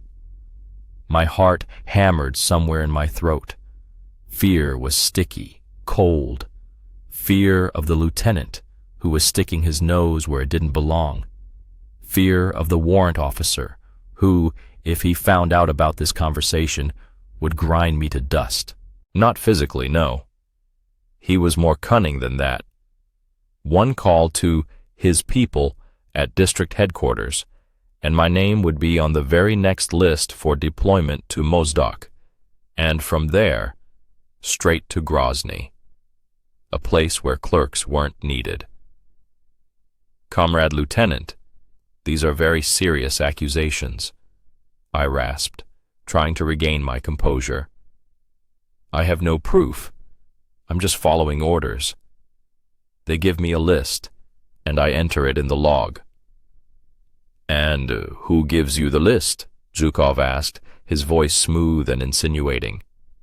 "Nazarov himself?" I remained silent. It was a trap. If I said yes, I'd be admitting I knew about the scheme. If I said no, he'd catch me in a lie, because he himself had seen the warrant officer hand me those crumpled pieces of paper. Exactly. Zhukov nodded, seeing it all on my face. Listen here, Ivan. I'm not going to set you up. I need your help. I want to catch him red-handed. But to do that, I need to know who he's taking next time, and when. And I need my own man in that group. Your man? I felt a chill. You want to set up one of the soldiers? He could. My man is me. The lieutenant cut me off. I stared at him as if he were crazy. A lieutenant, an officer, a graduate of the academy, in a group of slaves going to a construction site? It was beyond the pale. You can't, I stammered. You'll be recognized. The uniform. I'll change into a soldier's uniform. Smear dirt on my face. No one will notice in that crowd of new recruits. Nazarov doesn't care. He just counts them like cattle. The quantity is all that matters to him. But for me to get on that list, you have to make it. You have to slip it to Nazarov in a way that won't arouse his suspicion. The plan was insane, absolutely suicidal. If Nazarov saw through the charade, he wouldn't hesitate. He could simply lose the lieutenant at the site. An accident, ran away, deserted. In the 90s, writing someone off was easier than a bullet. I can't do it, Comrade Lieutenant, I said firmly, looking him in the eye. This is the end, for me and for you.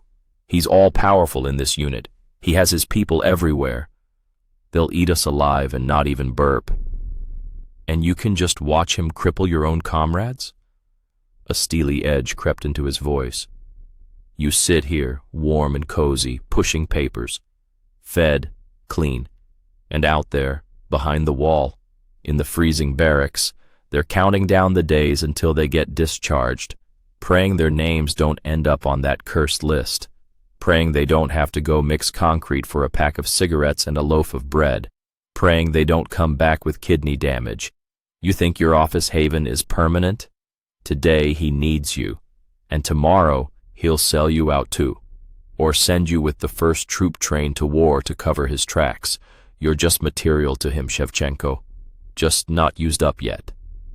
His words were like slaps in the face. He was hitting me where it hurt most. At the shame I so carefully hid behind a mask of arrogance and cynicism. At the fear I passed off as prudence. I really was sitting in warmth. I really was fed, thanks to offerings from the cook and from Nazarov himself, who sometimes threw me a can of condensed milk or a stick of smoked sausage for keeping the paperwork right. I was part of this system, a small, cowardly, but complicit part. What do you want me to do? I asked, and my own voice sounded foreign to me. Relief flickered across Zhukov's face. Nazarov will come for a new batch tomorrow morning. He needs 10 men. You'll prepare the list. You'll put down the names of 9 of the most downtrodden new recruits from the 3rd Company, the ones he usually takes. And the 10th? The 10th will be the name I give you. You'll give him the list as usual, and that's it. The rest is my job. What if he asks why those particular ones? Sometimes he chooses himself. Tell him the company commander ordered it. That they're being punished for something. Make it up. You're a master at that. There was no mockery in Zhukov's voice, only a statement of fact. You can handle it. He turned and walked toward the door. At the very threshold, he turned back. Shevchenko, if this works out, I won't forget it. The door closed behind him, and I was left alone with the ticking clock on the wall and my fear. I sat motionless for 10 minutes, staring at the unfinished line in the log. My hands were shaking. My mind was a mess. I could run to the officer of the day right now, to the battalion commander, to Nazarov himself, turn in the lieutenant, lock, stock, and barrel, say he was forcing me, threatening me. They might scold me, but they'd leave me alone. Nazarov would be grateful to me. My warm life would continue. But Zhukov's words, "You're just material to him," stuck in my brain like a splinter.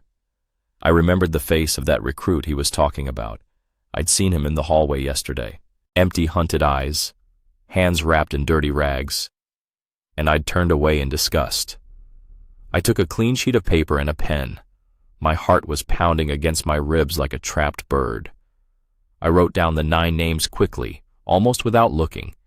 They were the same eternal workhorses, uncomplaining and silent, those whom no one will stand up for. The 10th spot remained empty. Who would he name? Some stool pigeon of his, or another desperate idealist? In the evening, after lights out, when the barracks had fallen silent, plunged into the heavy sleep of exhausted bodies, I was found by Sergei Novikov, known to everyone as Bear, a grandfather with less than 100 days left until demobilization. Huge, calm, like a rock. Even the most hardened Cherpaki respected him, and the Duki feared him but didn't hate him. Bear didn't engage in lawlessness. He might teach you a lesson if you deserved it, but he never humiliated anyone. He silently sat down on my stool by the table, causing it to creak plaintively. In the half-light of the storeroom, his face seemed carved from stone. "The lieutenant spoke with you." It wasn't a question, but a statement. I nodded, unable to squeeze out a word. Bear's presence was oppressive. He was from another world, a world of guard duty, shooting ranges, and genuine service. From that world that I so feared and that despised me. "I'm going," he said simply. I stared at him, dumbfounded. "You?" "But," Zhukov said he himself. "They'll crack the lieutenant in 5 seconds flat." Bear chuckled. "He hasn't smelled gunpowder, his mannerisms aren't right. And I've been on jobs with these freaks more than once, even before Nazarov started running it like a business. I know how to behave, where to look and when to shut up. The lieutenant will be nearby, providing backup. My job is to get to the site, see everything with my own eyes, memorize the location, and then let him know." "But why do you need this, Bear?" I blurted out. "You have 100 days until you go home. Why risk it? Nazarov hates you. You're a thorn in his side. He'd be happy to leave you there." Sergei Novikov was silent for a moment, examining his huge hands, calloused and scarred. "Because it's wrong, scribe," he said quietly, but in a way that every word was etched in my memory. "It's not right. We're all in the same boat here. Yes, Duki, Cherpaki, Dedi. There has to be order. But order is one thing, and trading your own like cattle is another. That warrant officer is a piece of scum. We need to crush guys like that." He raised a heavy gaze to me. "So write down my name, Novikov, got it? And don't screw it up. If Nazarov finds out anything because of you, I'll dig you up from under the ground, sooner than he will. Understood?" I nodded frantically. "Understood." He stood up, and his shadow covered me completely. "Tomorrow when you hand him the list, stay quiet. No glances at the lieutenant. No signs. You're just a scribe, a paper soul, as always." He left, leaving me in a ringing silence. A paper soul. He was right. But tomorrow this paper soul had to make the most important choice of his life. I took the list from the desk drawer. With a trembling hand, writing each letter with almost physical pain, I wrote under number 10. Private Novikov S.V. The morning was gray and bleak. Grigory Nazarov entered the office, as always, without knocking. He reeked of cold, stale tobacco smoke and some pervasive animal self-assurance. He was wearing his greasy pea coat, insolently tucked into an officer's belt. "Well, Shevchenko, is my guard ready?" He smirked, baring a row of stained teeth. 10 bayonets, as we agreed, the most hard-working." I silently handed him the folded piece of paper. My heart plummeted somewhere into my boots. I tried not to breathe. He took the list, casually unfolded it, and ran his eyes over the names. At this time, I stared at the logbook, pretending to check some data. Out of the corner of my eye, I saw his finger sliding down the lines. So, all familiar mugs, he muttered. Suddenly his finger stopped. Stop. Novikov? Bear, you mean? He raised his small, piggish eyes to me. Suspicion flickered in them. Are you crazy, scribe? What the hell did you write him down for? He's a grandfather. He'll ruin everything. Start protecting the dookie. An icy wave ran down my spine. Failure. Order of the commander of the 3rd Company, Comrade Warrant Officer, I reported, trying to keep my voice from trembling. I'd been rehearsing this phrase all night. The company commander said that Novikov argued with him yesterday at formation. As punishment, work detail, a personal order. I looked him straight in the eyes, putting into my gaze every possible mixture of regulation stupidity and reverence. This was my best role. Nazarov stared at me for a few seconds. He clearly sensed something. Warrant officers are like animals. Their instincts are better developed than their logic. He felt that something was wrong, but he couldn't understand exactly what. The reference to the company commander was an iron argument. He wouldn't argue with an officer over some soldier. All right, he finally grunted, shoving the list into his coat pocket. The company commander, huh? Well, let that bear dance for me. I'll give him some labor therapy.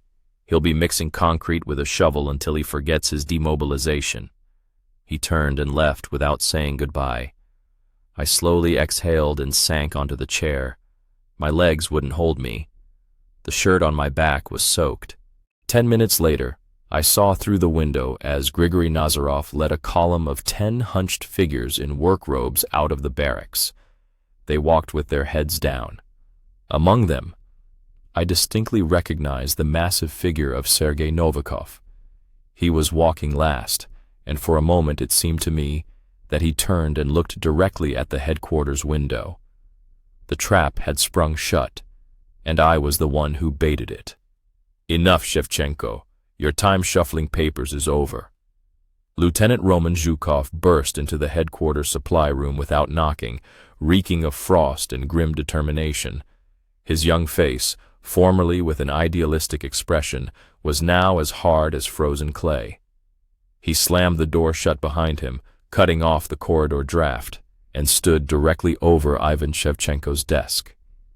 Ivan instinctively hunched his shoulders, continuing to write in calligraphic script another line in the ledger. His world consisted of these columns, straight lines, and the smell of ink. A world that the lieutenant had just unceremoniously disrupted. I don't understand you, Comrade Lieutenant. Ivan raised his eyes, adopting a mask of polite bewilderment. He had perfected this tone. It was his armor, his pass into the warm supply room, away from the parade ground, peeling potatoes and hazing from older soldiers. You understand everything, scribe, Zhukov spat out. You're the head honcho for letters and numbers here. You know who's being sent where. You know who didn't return from household chores today. Ivan went cold. He knew. He knew all too well. Private Bondarenko, a quiet kid from near Vologda who had been drafted only 4 months ago. His name was on the list this morning that Warrant Officer Grigory Nazarov had slipped him to sign. On deployment, firewood procurement for the boiler room, Facility Number 3. Facility Number 3 was the code, a code that meant another private cottage beyond the perimeter of the unit, where cheap, disenfranchised labor was needed. Soldiers. Private Bondarenko is on housekeeping duty, according to the order, Ivan said, looking up at the lieutenant. All documents are in order. In order? Zhukov smirked, but there wasn't a hint of amusement in his eyes. He was brought back an hour ago, dumped him near the infirmary and drove off. Skull fractured, fell off scaffolding according to the UAZ driver. What the hell kind of scaffolding is there when you're procuring firewood, Shevchenko? Ivan's heart hammered in his throat. He swallowed. The supply room, his refuge, suddenly felt cramped and stuffy.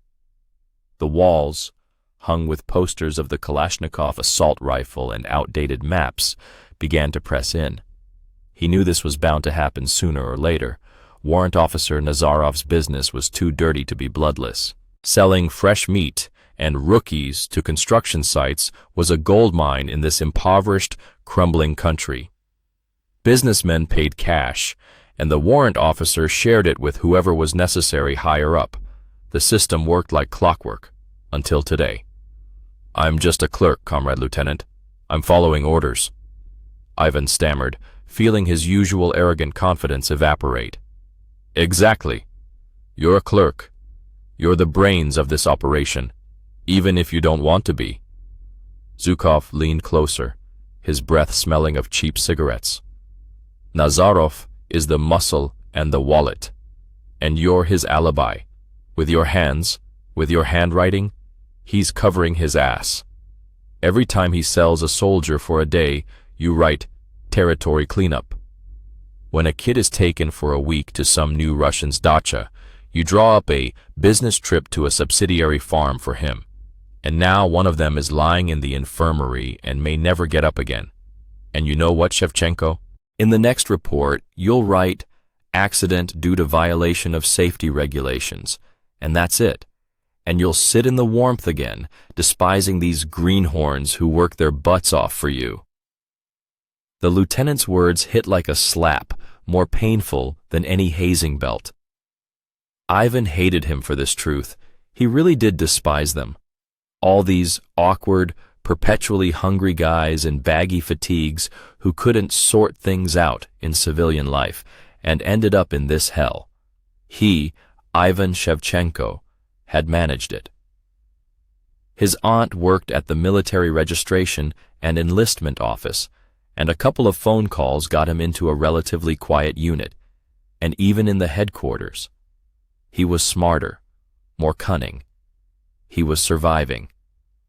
But now, looking into Zhukov's eyes burning with rage, he felt for the first time not smart, but just complicit. "What do you want from me?" Ivan's voice trembled. "To go against Nazarov? Do you know who's behind him? They'll devour me here. Bury me behind the bathhouse, and the papers, which I myself will write, will say, 'Deserted.' I'm not suggesting you go against him. I'm suggesting you help me stop him." Zhukov's tone became calmer, but more insistent. "Officially, I can't do anything. My reports get lost in the district headquarters. The battalion commander pretends nothing is happening. You are my only chance. I need evidence. Irrefutable." "What kind?" Ivan whispered. "The next batch. I need to know when and where Nazarov will take the soldiers, and I need an official document that sends them to a completely different place. Understand?" Ivan understood. Zhukov wanted to set a trap, to catch Nazarov red-handed when he brings the soldiers not to a Ministry of Defense facility, but to a commercial construction site. But to do that, he'd have to forge a travel order and a command. That was a direct route to a court-martial, for both of them. "It's impossible," Ivan said, shaking his head. "Nazarov checks every paper. He's no fool." "But you're smarter than him, Shevchenko. You said so yourself." Zhukov straightened up. "You know all the angles. You can draw up an order for urgent work. For example, reinforcing the perimeter on the far cordon. Something that requires a vehicle and 10 men. Something the duty officer will sign without looking too closely. And you'll tell Nazarov everything's clean, as usual. He'll take the men and drive them to the site, and my team and I will be waiting for him there. Not at the cordon, but at the real site." The plan was audacious and insanely risky. Ivan pictured Nazarov's face when he realized he'd been set up. The warrant officer wasn't one to forgive. He was part of that same old-timer, lawless system that held the entire unit in fear. The old-timers respected him because he hustled them cigarettes, vodka, and money from side jobs. The new recruits feared him because a single word from him could send anyone to the hell of extra duties or that same construction site. "I need to think," Ivan squeezed out.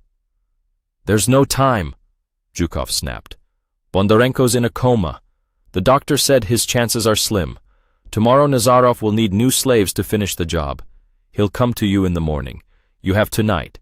Decide, Shevchenko. Either you help me save the others, or you'll spend the rest of your service writing death certificates and accident reports, and going to sleep with that every night." The lieutenant turned and left, slamming the door again. Ivan was left alone in the deafening silence of his cubicle. The smell of ink and paper no longer seemed so cozy. It smelled of lies. Ivan didn't sleep that night. He sat at his desk, staring blankly at the empty command form. Zhukov's words had burrowed into his brain like ticks. "You're his alibi." He ran through all the possible consequences in his mind. If they failed, he'd be heading to the disciplinary battalion, at best. At worst, Nazarov and his old-timer buddies would simply lose him somewhere in the woods. If he refused, everything would stay the same. He'd serve out his time in comfort, return home, and try to forget. But could he? Could he forget Bondarenko's face, which he'd seen that morning? Frightened, but still alive. He got up and left headquarters.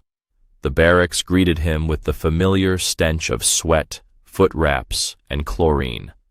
In the dim light of the duty lamp, he could see the bunk beds where the soldiers, huddled together under thin blankets, were sleeping. His peers. There, by the window, was Bondarenko's bunk, empty. Ivan walked deeper into the barracks, to where the old-timers lived. The light was on in their cubicle, separated from the rest by bedsheets. Muffled laughter and the smell of fried potatoes, unheard-of luxury, came from inside. He stopped at the entrance, hesitant to enter. "What do you want, scribe?" a low, rumbling voice said from behind the sheet. "Want an autograph?"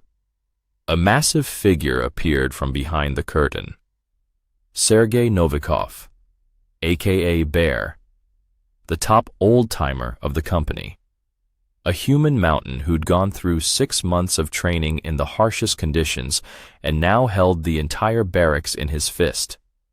Novikov was a product of the system, its apex. But unlike many, he lacked petty, sadistic cruelty.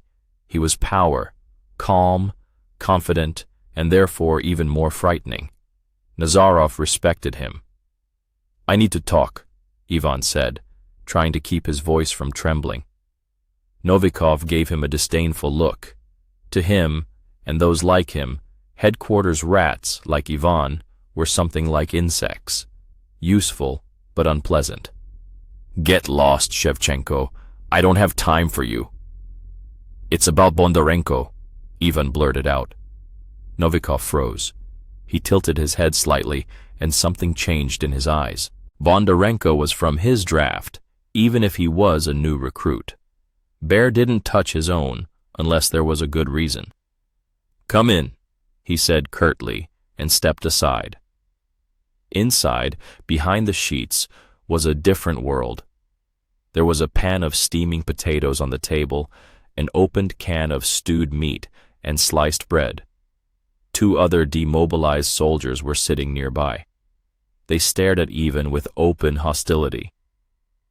"What about Bondarenko?" Novikov asked, sitting down on a stool. "He's in the infirmary. Serious condition," Ivan said quickly, afraid he'd be thrown out before he finished. "He fell at the construction site, where Nazarov sent him." One of the demobilized soldiers snorted. "So he fell. A clumsy recruit. What's it to us?" "He wasn't sent. He was sold." Ivan looked directly into Novikov's eyes. "Like many before him. The warrant officer's making money off it. And today the kid almost died. Tomorrow he'll sell someone else. Maybe someone from your hometown. Maybe one of the young ones you push around yourself, but not to death." Silence fell in the cubicle. The old-timers exchanged glances. They all knew. Maybe not in the details, like Ivan, but they knew the general scheme. They were part of this system, reaping its rewards. But it was one thing to boss around new recruits, according to the rules and understandings, forcing them to wash uniforms and bring food, and quite another to sell them into slavery, from which they return as cripples. There was a line that even men like Bear weren't always willing to cross. "So, what are you suggesting, scribe? Rat out the warrant officer?" The second soon-to-be-discharged soldier spoke up. "You'll be the first one thrown under a tank." "Lieutenant Zhukov wants to catch him," Ivan said, red-handed, "but he needs help." Novikov was silent for a long time, looking at Ivan with a heavy, scrutinizing gaze. He saw before him not just a scared staff sergeant. He saw a man who had come into Shevchenko's den to ask for help, risking everything. "What kind of help?" he finally asked. "I need you to make sure that tomorrow morning, when Nazarov comes for men, the ones who are needed are on the list. Reliable men. Men who won't run or chicken out. And men who can, if necessary, help the lieutenant." Ivan paused meaningfully. "And not the warrant officer." Bear fell silent again. He poked at the cooling potatoes with his fork. A battle was raging in his head. On one side was the established order. Nazarov meant booze, money, an easy time until demobilization. On the other was the guy lying in a coma. And this scribe, who risked coming to him. It wasn't according to the rules. It was something new. "All right," he finally said, and Ivan felt his legs go weak with relief. "Tomorrow I'll go on the work detail, and a couple of my men too. Draw up your list, Shakespeare. But be warned," Novikov raised a finger at him. "If this is a setup and you're working with the cops to get us all arrested, I'll personally pave you into this asphalt. Got it?" "Got it," Ivan breathed. He turned and almost ran out of the barracks. The air outside seemed sweeter than ever. He had made his choice. There was no turning back now. Back in the supply room, he sat down at the table. His hands were no longer shaking. He took a clean form, dipped his pen in the inkwell, and in a firm, confident hand began to write. Order number 147 for military unit 54321. Due to the urgent need for reinforcement work at the Far Outpost facility, I hereby order the assignment of a group of servicemen consisting of 10 personnel. Below, he made a list. First on it was Sergeant Novikov S.A. Then came the surnames that Bear had dictated to him, and a few more new guys for show. Next to it, he placed another sheet, a trip ticket for the driver. In the destination field, he would write what Nazarov said, and the copy that remained at headquarters would read, Far Outpost.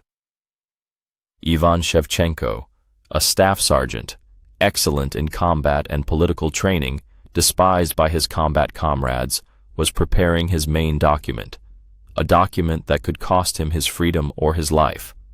But for the first time in his entire service, he felt that he was doing something real, something that could not be measured by neat lines in a logbook. He had stopped being just an alibi. He was becoming a weapon. "That's it, one by one," Ivan Shevchenko whispered to himself, cranking the tight alcohol and ink-smelling handle of the ancient mimeograph machine. "One by one, you bastard!" Each rotation of the roller produced another pale, blurred sheet, a copy of a page from Warrant Officer Grigory Nazarov's greasy notebook, the one he hid in the safe under a stack of outdated chemical defense instructions. Ivan, the scribe, knew everything about this notebook. He knew that Nazarov called it the books. He knew that inside were not numbers but surnames, surnames of new guys and second-year men, next to which were dates and mysterious notes. Dachas, cowsheds, pole depot. It was a register of slaves, a calendar of illegal assignments to private construction sites where soldiers toiled from dawn to dusk for a bowl of soup and a pack of Prima cigarettes. Ivan Shevchenko, the staff sergeant, despised by the boots for his clean hands and warm office, was now risking everything. His cozy world, built on the ability to beautifully write the letter Z in an order and slip the unit commander a fresh crossword puzzle in time, was falling apart at the seams. He was making copies, evidence. Hands, accustomed to the fountain pen, trembled slightly. In the frigid silence of the headquarters barracks, the squeak of the mimeograph machine seemed deafening. He was almost finished when the floorboard creaked outside the supply room door. Ivan froze, his heart plummeting somewhere into the region of his high boots. He instantly turned off the lamp and hid behind the cabinet with personal files. The door opened with a groan, letting in a strip of dim light from the corridor. A heavy, blurry figure loomed in the doorway. Warrant Officer Grigory Nazarov. "Shevchenko," he rasped into the darkness. "You there, scribe? I saw the light on." Ivan was silent, becoming all ears. He felt a drop of sweat slowly crawl down his back, leaving an icy trail. The warrant officer reeked of stale alcohol and cheap shipper cologne. "Paperwork galore, comrade warrant officer." Ivan's voice suddenly rang out, calm, even a little arrogant. He himself was surprised at how even it sounded. Stepping out from behind the cabinet, he flipped the light switch. "The chief of staff is demanding a personnel report in the morning, so I'm here checking it. To avoid mistakes." Nazarov looked him over with murky, suspicious eyes. His gaze slid over the mimeograph machine, on which still lay the last slightly damp sheet. The warrant officer approached and picked it up.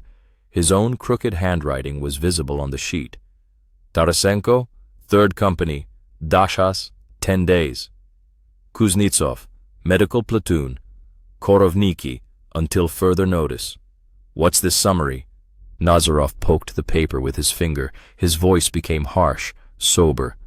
"I don't recall any such order, scribe." Ivan felt the tips of his fingers turn cold. This was it. He would either break or— "It's just a draft, warrant officer," Ivan replied with a light, almost offensive carelessness, snatching the paper from Nazarov's hands. "Your handwriting is unique. I'm deciphering it, putting it into typed form for the report. Lieutenant Zhukov asked me to help him with the list for work details. He says you have the most accurate data on who's where." Mentioning Lieutenant Roman Zhukov was pure improvisation, but he was the only officer in the unit who still tried to live by the regulations and whom Nazarov openly hated, calling him a bespectacled idealist. Nazarov frowned. He didn't like Zhukov, but the lieutenant was a platoon commander and formally had the right to request such data. The logic, however far-fetched, was there. That Zhukov sticks his nose where it doesn't belong, the warrant officer grumbled, losing interest. The thought of paperwork and a meticulous lieutenant was repulsive to him. "You watch yourself, Shevchenko. Don't blab too much, and don't write too much, or you know what can happen. Scribes also go on duty, and I help draw up the lists for Chechnya too." He slapped Ivan on the shoulder with his heavy hand, not in a friendly way, but like branding him. He turned and shuffled out. Ivan exhaled. He stood in the middle of the supply room, clutching a stack of still warm, chemical-smelling sheets to his chest. The threat was direct and unambiguous.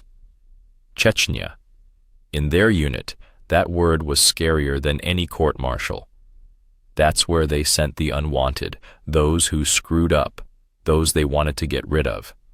And those lists really did pass through Nazarov's hands. He carefully hid the copies under the lining of his pea coat and stepped out into the freezing night. There was no turning back now. The pencil pusher had decided to bare his teeth. He found Lieutenant Roman Zhukov in the armory. Haggard, with dark circles under his eyes, he was personally checking the serial numbers on the rifles after the changing of the guard. He smelled of gun oil and exhaustion. Comrade Lieutenant, Ivan called softly. Zhukov raised his head. The idealistic fire that had burned in his eyes when he first arrived at the unit 6 months ago was gone. The reality of the collapsing army, the officers' drunkenness, and the brutal hazing had almost extinguished it. What is it, Shevchenko? Another leave request that doesn't add up? Worse, Comrade Lieutenant. Our people don't add up. They moved to a far corner, near a rack of gas masks. Ivan, glancing around, pulled the stack of papers from inside his coat. Here, these are copies. Warrant Officer Nazarov's accounting. Zhukov took the papers, began to read. His eyebrows slowly rose, his face hardening with each new line.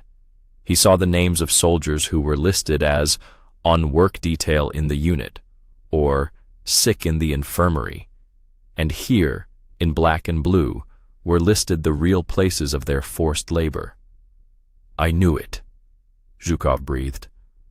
I suspected it, but like this, in a list. He's selling them like cattle. He's selling them, Ivan confirmed in an even voice. And the money, I assume, he's splitting with someone higher up in the headquarters. That's why no one's doing anything about it. You tried to complain, I know. What did the battalion commander tell you? Don't meddle, Lieutenant. It's none of your business. Zhukov crumpled one of the sheets in his hand. Almost. He said that I was undermining the authority of my superiors and engaging in slander, threatened to ruin my record, said that with such habits I was headed straight for... He paused. Grozny, Ivan finished for him. Nazarov promised me the same thing today. They were silent. For the first time, the scribe and the officer were talking as equals.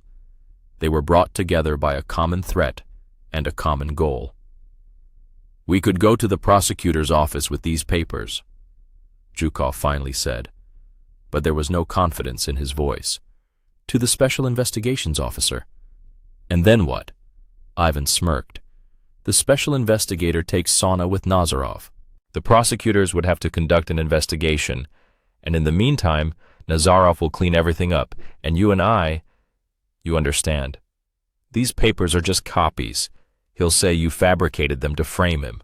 The word of a know-it-all lieutenant and a pencil pusher against the word of a respected warrant officer. Guess who they'll believe? Zhukov punched the metal door of the gas mask rack with his fist. The clang echoed through the armory. Then what? Just sit and watch him trade people? Like yesterday. Private Bondarenko was brought back from the construction site, fell off the scaffolding, fractured both legs. Nazarov forced the medic to write in the log that he fell down the stairs while cleaning the barracks. And everyone's silent. Everyone's afraid. Ivan suddenly realized that he needed another ally, an unexpected one, a dangerous one, but the only one who could turn the tide within the rank and file. We need Bear, he said softly. Zhukov looked at him in surprise. Sergeant Novikov? Are you crazy? He's the head bully in the 3rd Company. He himself sends those fresh fish to Nazarov for work, for a small cut. He does, Ivan nodded. But Bondarenko is from his hometown, and I saw the way Novikov looked at Nazarov when they carried Bondarenko into the infirmary on a stretcher. He wasn't looking. He was drilling. Nazarov had crossed a line that even the old-timers didn't cross. You can humiliate, you can hit, but to cripple and sell out your own, that's different. They have their own code too. Believe me, Lieutenant. I sit in headquarters. I hear a lot. Novikov is angry. And he's the only one Nazarov is really afraid of. They found Sergei Novikov, nicknamed Bear for his huge height and bearish gait, in the smoking area behind the barracks. He was squatting, leaning his back against the peeling brick wall, silently smoking and staring at a single point. No one dared to sit next to him. His aura was dark. Sergeant Novikov, Zhukov approached first. He tried to make his voice sound confident, officer-like. Novikov slowly raised a heavy gaze. There was no respect, no fear in it, only a dull, cold fury. "What do you want, Lieutenant? Come to tell me that a soldier needs to be protected? Too late." "I didn't come to tell you. I came to do," Zhukov replied firmly, "and I need your help." Ivan stepped forward and handed Novikov copies.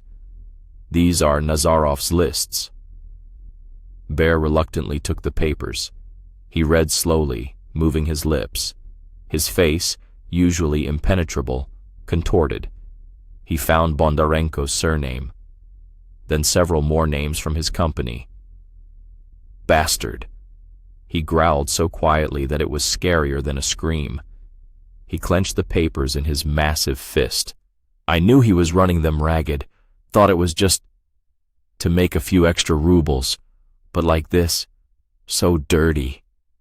And Stas, he's just a kid.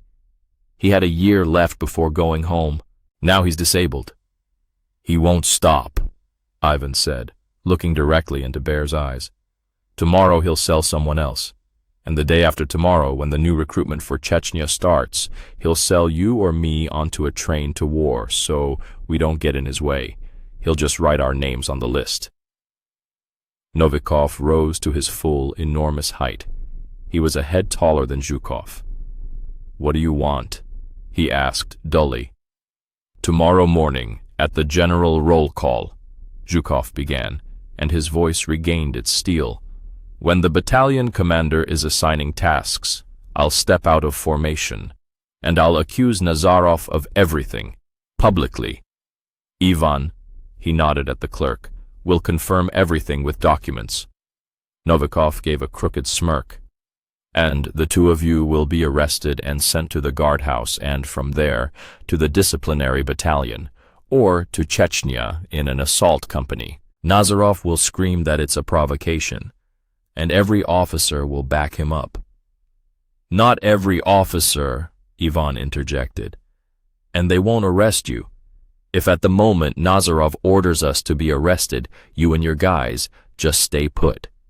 If your whole company, all the old-timers he's been deceiving and setting up, just don't move. If they see that you're not afraid, they won't be afraid either. He's powerful as long as everyone stays silent." Sergei Novikov looked at them for a long time, at the young yet unbroken lieutenant, at the cunning clerk who suddenly turned out to be braver than many combat sergeants. He looked towards the medical unit, where his crippled fellow countryman lay behind a dirty window. "Tomorrow morning," he finally said, "at roll call, I'll be standing in the first row." The morning parade ground breathed cold and tension. The raw wind whipped the tattered flag of the unit on the flagpole. The battalion was formed. The creaky voice of the battalion commander echoed over the frozen ranks, assigning tedious tasks for the day. Ivan Shevchenko stood in the formation of headquarters staff, next to the administration office. His hands in his greatcoat pockets clenched the folder with copies to the point of pain. He saw in the front ranks of the 3rd Company an immovable rock. Sergeant Novikov. Next to him, several more old-timers stood frozen. Their faces were like stone. Lieutenant Zhukov stood in the officers' formation, pale but resolute. "And the 3rd Company in full strength is heading to the vegetable storage facility today to clean potatoes," the battalion commander finished. "Permission to speak, Comrade Lieutenant Colonel." Lieutenant Zhukov's loud, clear voice tore through the morning silence. The battalion commander turned around in surprise. Stepping out of formation without orders was a gross violation. "Lieutenant Zhukov, what is it now?" Roman Zhukov took 2 parade steps forward, turned to face the formation. "Comrades, soldiers, and officers, I want to report a crime that is being committed in our unit. Warrant Officer Nazarov, abusing his position, systematically sells the labor of soldiers to private enterprises, endangering their lives and health. Yesterday, Private Bondarenko was crippled because of him. The parade ground froze. Even the wind seemed to die down. A ringing silence fell. Warrant Officer Nazarov's face, standing nearby, was covered in crimson blotches. "Silence!" he shrieked. "Provocation! Comrade Lieutenant Colonel, the lieutenant is not himself. He needs to be in the medical unit." "I have proof!" Zhukov shouted. "Headquarters clerk, Private Shevchenko!" That was the signal. Ivan, feeling his legs turning to jelly, stepped out of formation. He walked across the entire parade ground, under hundreds of astonished gazes. The headquarters rat.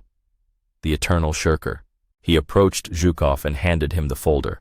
"Here, Comrade Lieutenant, copies of his accounting ledger, with names, dates, and locations." Nazarov lost control. "Arrest them!" he yelled, turning to the third company, to the sergeants who always did his bidding. "Novikov! Take them! That's an order!" Sergei Novikov didn't even twitch. He looked directly at Nazarov, and his gaze was pure hatred. He didn't take a single step, and neither did any of his sergeants. The entire third company stood rooted to the spot. The formation that should have rushed to obey the order had turned into a wall of silent condemnation. Nazarov turned, seeking support from the other officers, from the battalion commander. But everyone was looking either at the papers in Zhukov's hands, or at the motionless line of soldiers, or at him, crazed with anger and fear. In this silence, his lonely shout sounded pathetic and unconvincing. The mutiny was silent, but all the more terrifying for it. The system built on fear had cracked. The battalion commander, as pale as a sheet, understood that things were out of control. There was no concealing it now. "Warrant Officer Nazarov," he squeezed out slowly, with difficulty. "To headquarters. Pending investigation. Lieutenant Zhukov and Private Shevchenko. There as well." When two patrolmen tentatively approached Nazarov, he no longer resisted. He deflated, crumbled, turning into a frightened, aging man. Ivan Shevchenko, passing by the ranks of his former company, met Sergei Novikov's gaze. The bear gave him a barely perceptible nod. In this simple gesture, there was neither gratitude nor friendship. There was something more. Recognition. Recognition that the clerk, the office rat, had turned out to be a soldier. Walking alongside Zhukov towards headquarters, Ivan felt for the first time in his service not like an object on a list, not a function, but a human being. He didn't know what awaited them, a court-martial or an award, but he knew that this morning on the cold parade ground he had ceased to be just a clerk. He had become part of something real, a brotherhood born not by the regulations, but by conscience. Ivan Shevchenko's hand trembled as he inserted the last stack of paper into the old-era photocopier. The machine hummed like a wounded bumblebee and stank of burnt ozone. Outside the headquarters windows, a November blizzard howled, but Ivan didn't feel the cold. He was shivering with a different kind of chill, a sticky, animal fear. He was making copies of the duty logs for the last 6 months, the very logs that he himself had kept in his calligraphic handwriting. Opposite Roman Zhukov's name was a neat NSD, duty in the mess hall, and below, on the same day, in the medical center log, another entry, closed fracture of the radius, fall from height. 2 documents, lying side by side, turned into a sentence. "Clerk, are you immortal or something?" whispered the inner voice, the same one that had helped him get into a warm headquarters seat a year ago, away from drill and the hellish hazing of the old-timers. "You know Nazarov. He'll bury you alive, or send you to Grozny on the first transport, at your own request." Ivan clenched his fists tightly. He had seen Roman brought in. Not from the mess hall, where he was supposedly cleaning potatoes, but from the site, dirty, covered in cement dust, with an unnaturally twisted arm. Warrant Officer Grigory Nazarov, standing nearby, said to the medic, "Fell off a ladder in the barracks, clumsy greenhorn," and everyone was silent. The soldiers who had been brought in with Roman lowered their eyes. The medic nodded. The system worked flawlessly, but something had broken in Ivan himself. Maybe it was Roman's empty eyes, who wasn't even crying out in pain. Or the way Sergei the Bear Novikov, returning from another of Nazarov's side jobs, silently sat down on his bunk and stared at the wall until lights out, ignoring even dinner, sacred to the eternally hungry soldier. Sergei, who could take down 2 men with 1 blow, looked broken. Nazarov wasn't just selling their labor, he was selling their souls, taking away the last thing they had, their will.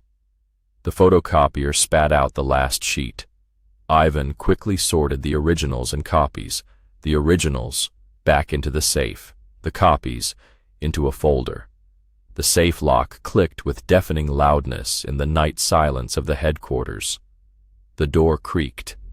Ivan started, almost dropping the folder.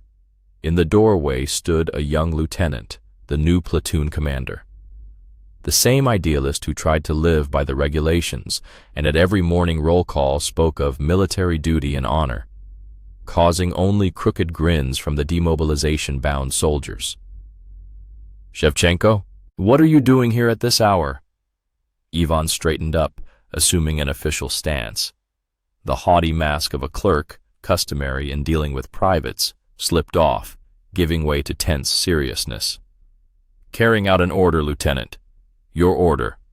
The lieutenant entered and closed the door tightly behind him. His face, usually open and somewhat naive, was now stern. He walked over to the table and nodded towards the folder. "Everything?" "Everything I could find in 6 months. No direct evidence, only circumstantial. Discrepancies in the logs, duty roster, medical card, weapons issue book. On the same day, a soldier is both on guard duty and in the hospital. Or like Roman Zhukov, in the mess hall with a fracture from the construction site." "That'll do." The lieutenant took the folder. His fingers nervously ran over the cover. "Tomorrow at 10 at the brigade commander's, with the special investigator. You're coming with me, as a witness." Ivan nodded. His throat was dry. Witness. It sounded like Walking Dead. "Do you understand what you're getting into, Shevchenko?" The lieutenant asked quietly, looking him in the eye. "Nazarov isn't just a warrant officer, he has connections. If this doesn't work out, you're both going to—" "I understand," Ivan interrupted. "It's just, I'm fed up. I'm sick of seeing Bear, who could be fighting for all of us in Chechnya, being made to dig latrines at some fat cat's dacha, and of Roman having to write letters home with 1 hand until his discharge. I'm fed up, Comrade Lieutenant." The lieutenant held his gaze for a moment, and a mixture of surprise and respect flickered in his eyes. He no longer saw a shrewd staff clerk in front of him. He saw a soldier. "Dismissed, Private Shevchenko, and try to get some sleep. Tomorrow will be a long day." In the morning, the brigade commander's office felt like the antechamber to hell. Sitting at the long table were the brigade commander himself, a heavy-set colonel with a weary face, the chief of staff, that same young lieutenant, and a gloomy captain from the special department, who everyone called the soul buyer, behind his back. Ivan was placed against the wall, like an exhibit. The door opened, and Grigory Nazarov was led into the office. He didn't look frightened, more like annoyed. The warrant officer glared at the lieutenant, then his gaze locked onto Ivan.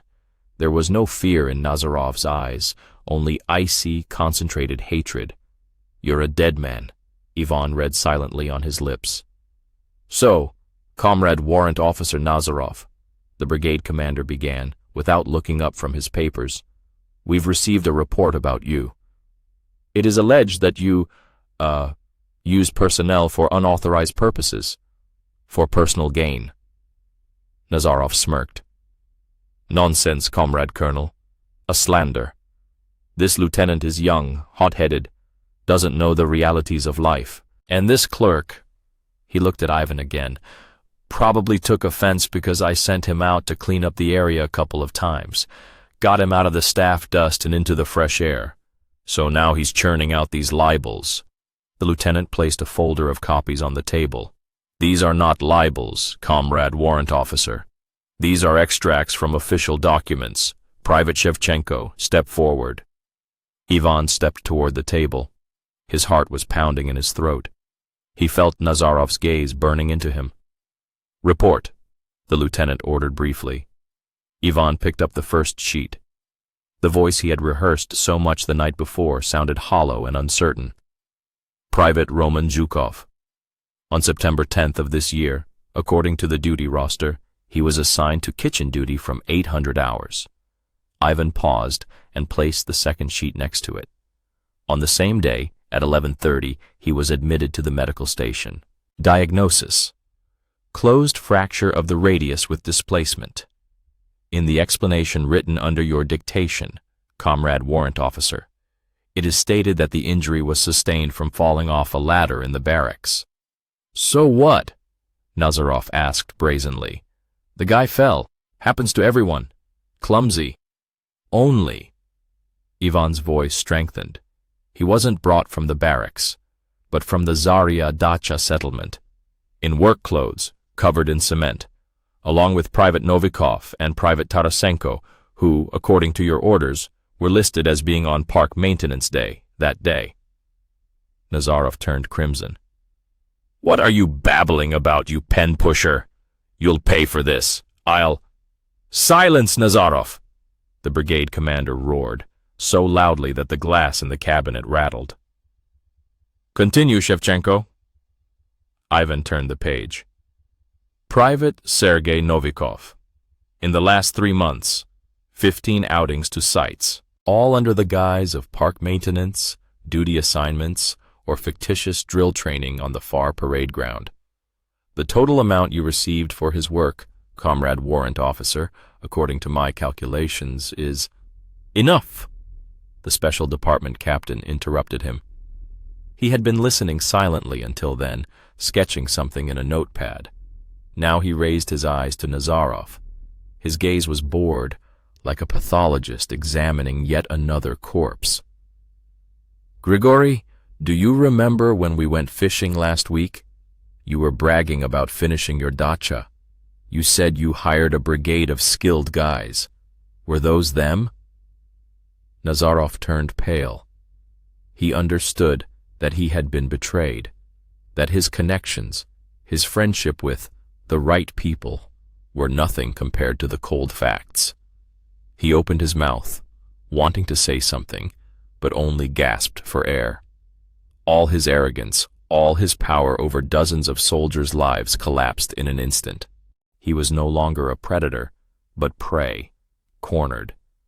"Take him away," the special officer said to 2 guards, who had been standing unnoticed by the door. As Nazarov was being led out, he turned and looked at Ivan one last time. There was no longer any threat in his gaze, only animalistic, impotent rage and incomprehension. He still didn't understand why this cunning, evasive clerk, who had so successfully established himself in life, suddenly decided to destroy everything. His career, the entire well-oiled system. When the door closed behind him, the brigade commander sighed heavily and looked at the lieutenant. "Well done, Lieutenant. But you've ruined your career here. They won't forgive this. We'll arrange for your transfer in a month, somewhere far away, to Zabaikalsky Krai."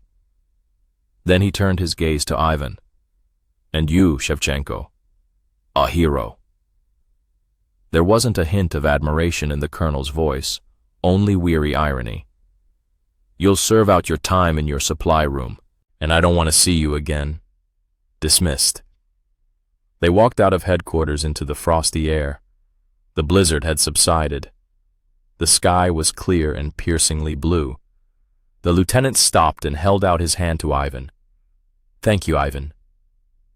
For the first time, Ivan shook an officer's hand not by regulations, but like a human being. Thank you, Comrade Lieutenant, for not being afraid. The lieutenant gave a crooked smile. I was afraid, but, as you said, I'd had enough. Silence greeted Ivan in the barracks. The veterans, the second years, the newbies, they all stared at him in silence. The news had spread through the unit faster than any order. He walked to his bunk.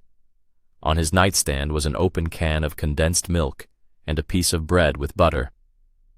Sergei Novikov and Roman Zhukov, with his arm in a sling, were sitting nearby. Sergei raised his calm eyes to meet his. There was none of the mockery that always appeared when he looked at the office rat. There was something else there, something heavy and real. Here, scribe. He nodded towards the condensed milk. You earned it. Roman offered him a pack of cigarettes. Thanks, Van. Ivan sat on his bunk. He wasn't the scribe anymore. He wasn't the office rat. He was Vanka, one of them. He took a spoon and scooped up the thick, sweet condensed milk. It was the most delicious treat he'd had his entire service. 3 months later, they were standing at the checkpoint. 3 of them, Ivan, Sergei, and Roman, in civilian clothes, with meager duffel bags slung over their shoulders. The army was behind them. The gray barracks, the snow-covered parade ground, the stench of chlorine and foot wraps. It had taken a year and a half of their lives, their health, their nerves. Well, scribe, going home, Sergei said, exhaling a cloud of vapor. The nickname now sounded friendly, without the old derision. Don't forget the address, Van. Roman clapped him on the shoulder with his good arm. Come visit. My mother will bake pies. Ivan Shevchenko looked at their faces, weathered and matured, at Sergei Novikov, who turned out to be not just a mountain of muscle, but a man with an unbending core, at Roman Zhukov, who, despite his broken arm and the humiliation, had not lost his boyish smile. He had come to the army a lonely boy who thought only about saving his own skin, and he was leaving a man who had learned that there were things more important than a warm place and an extra ration. He understood that this hungry, cold, and pointless war, in which warrant officers traded soldiers like cattle, had given him the only thing that had real value, something that could not be measured by money or rank. I won't forget, Ivan replied, smiling. I'll never forget. They turned their backs on the gates of the unit and walked along the snowy road towards the distant train station. Ahead lay a new, unknown life. But they weren't going into it alone. They were going together. And that was what mattered most.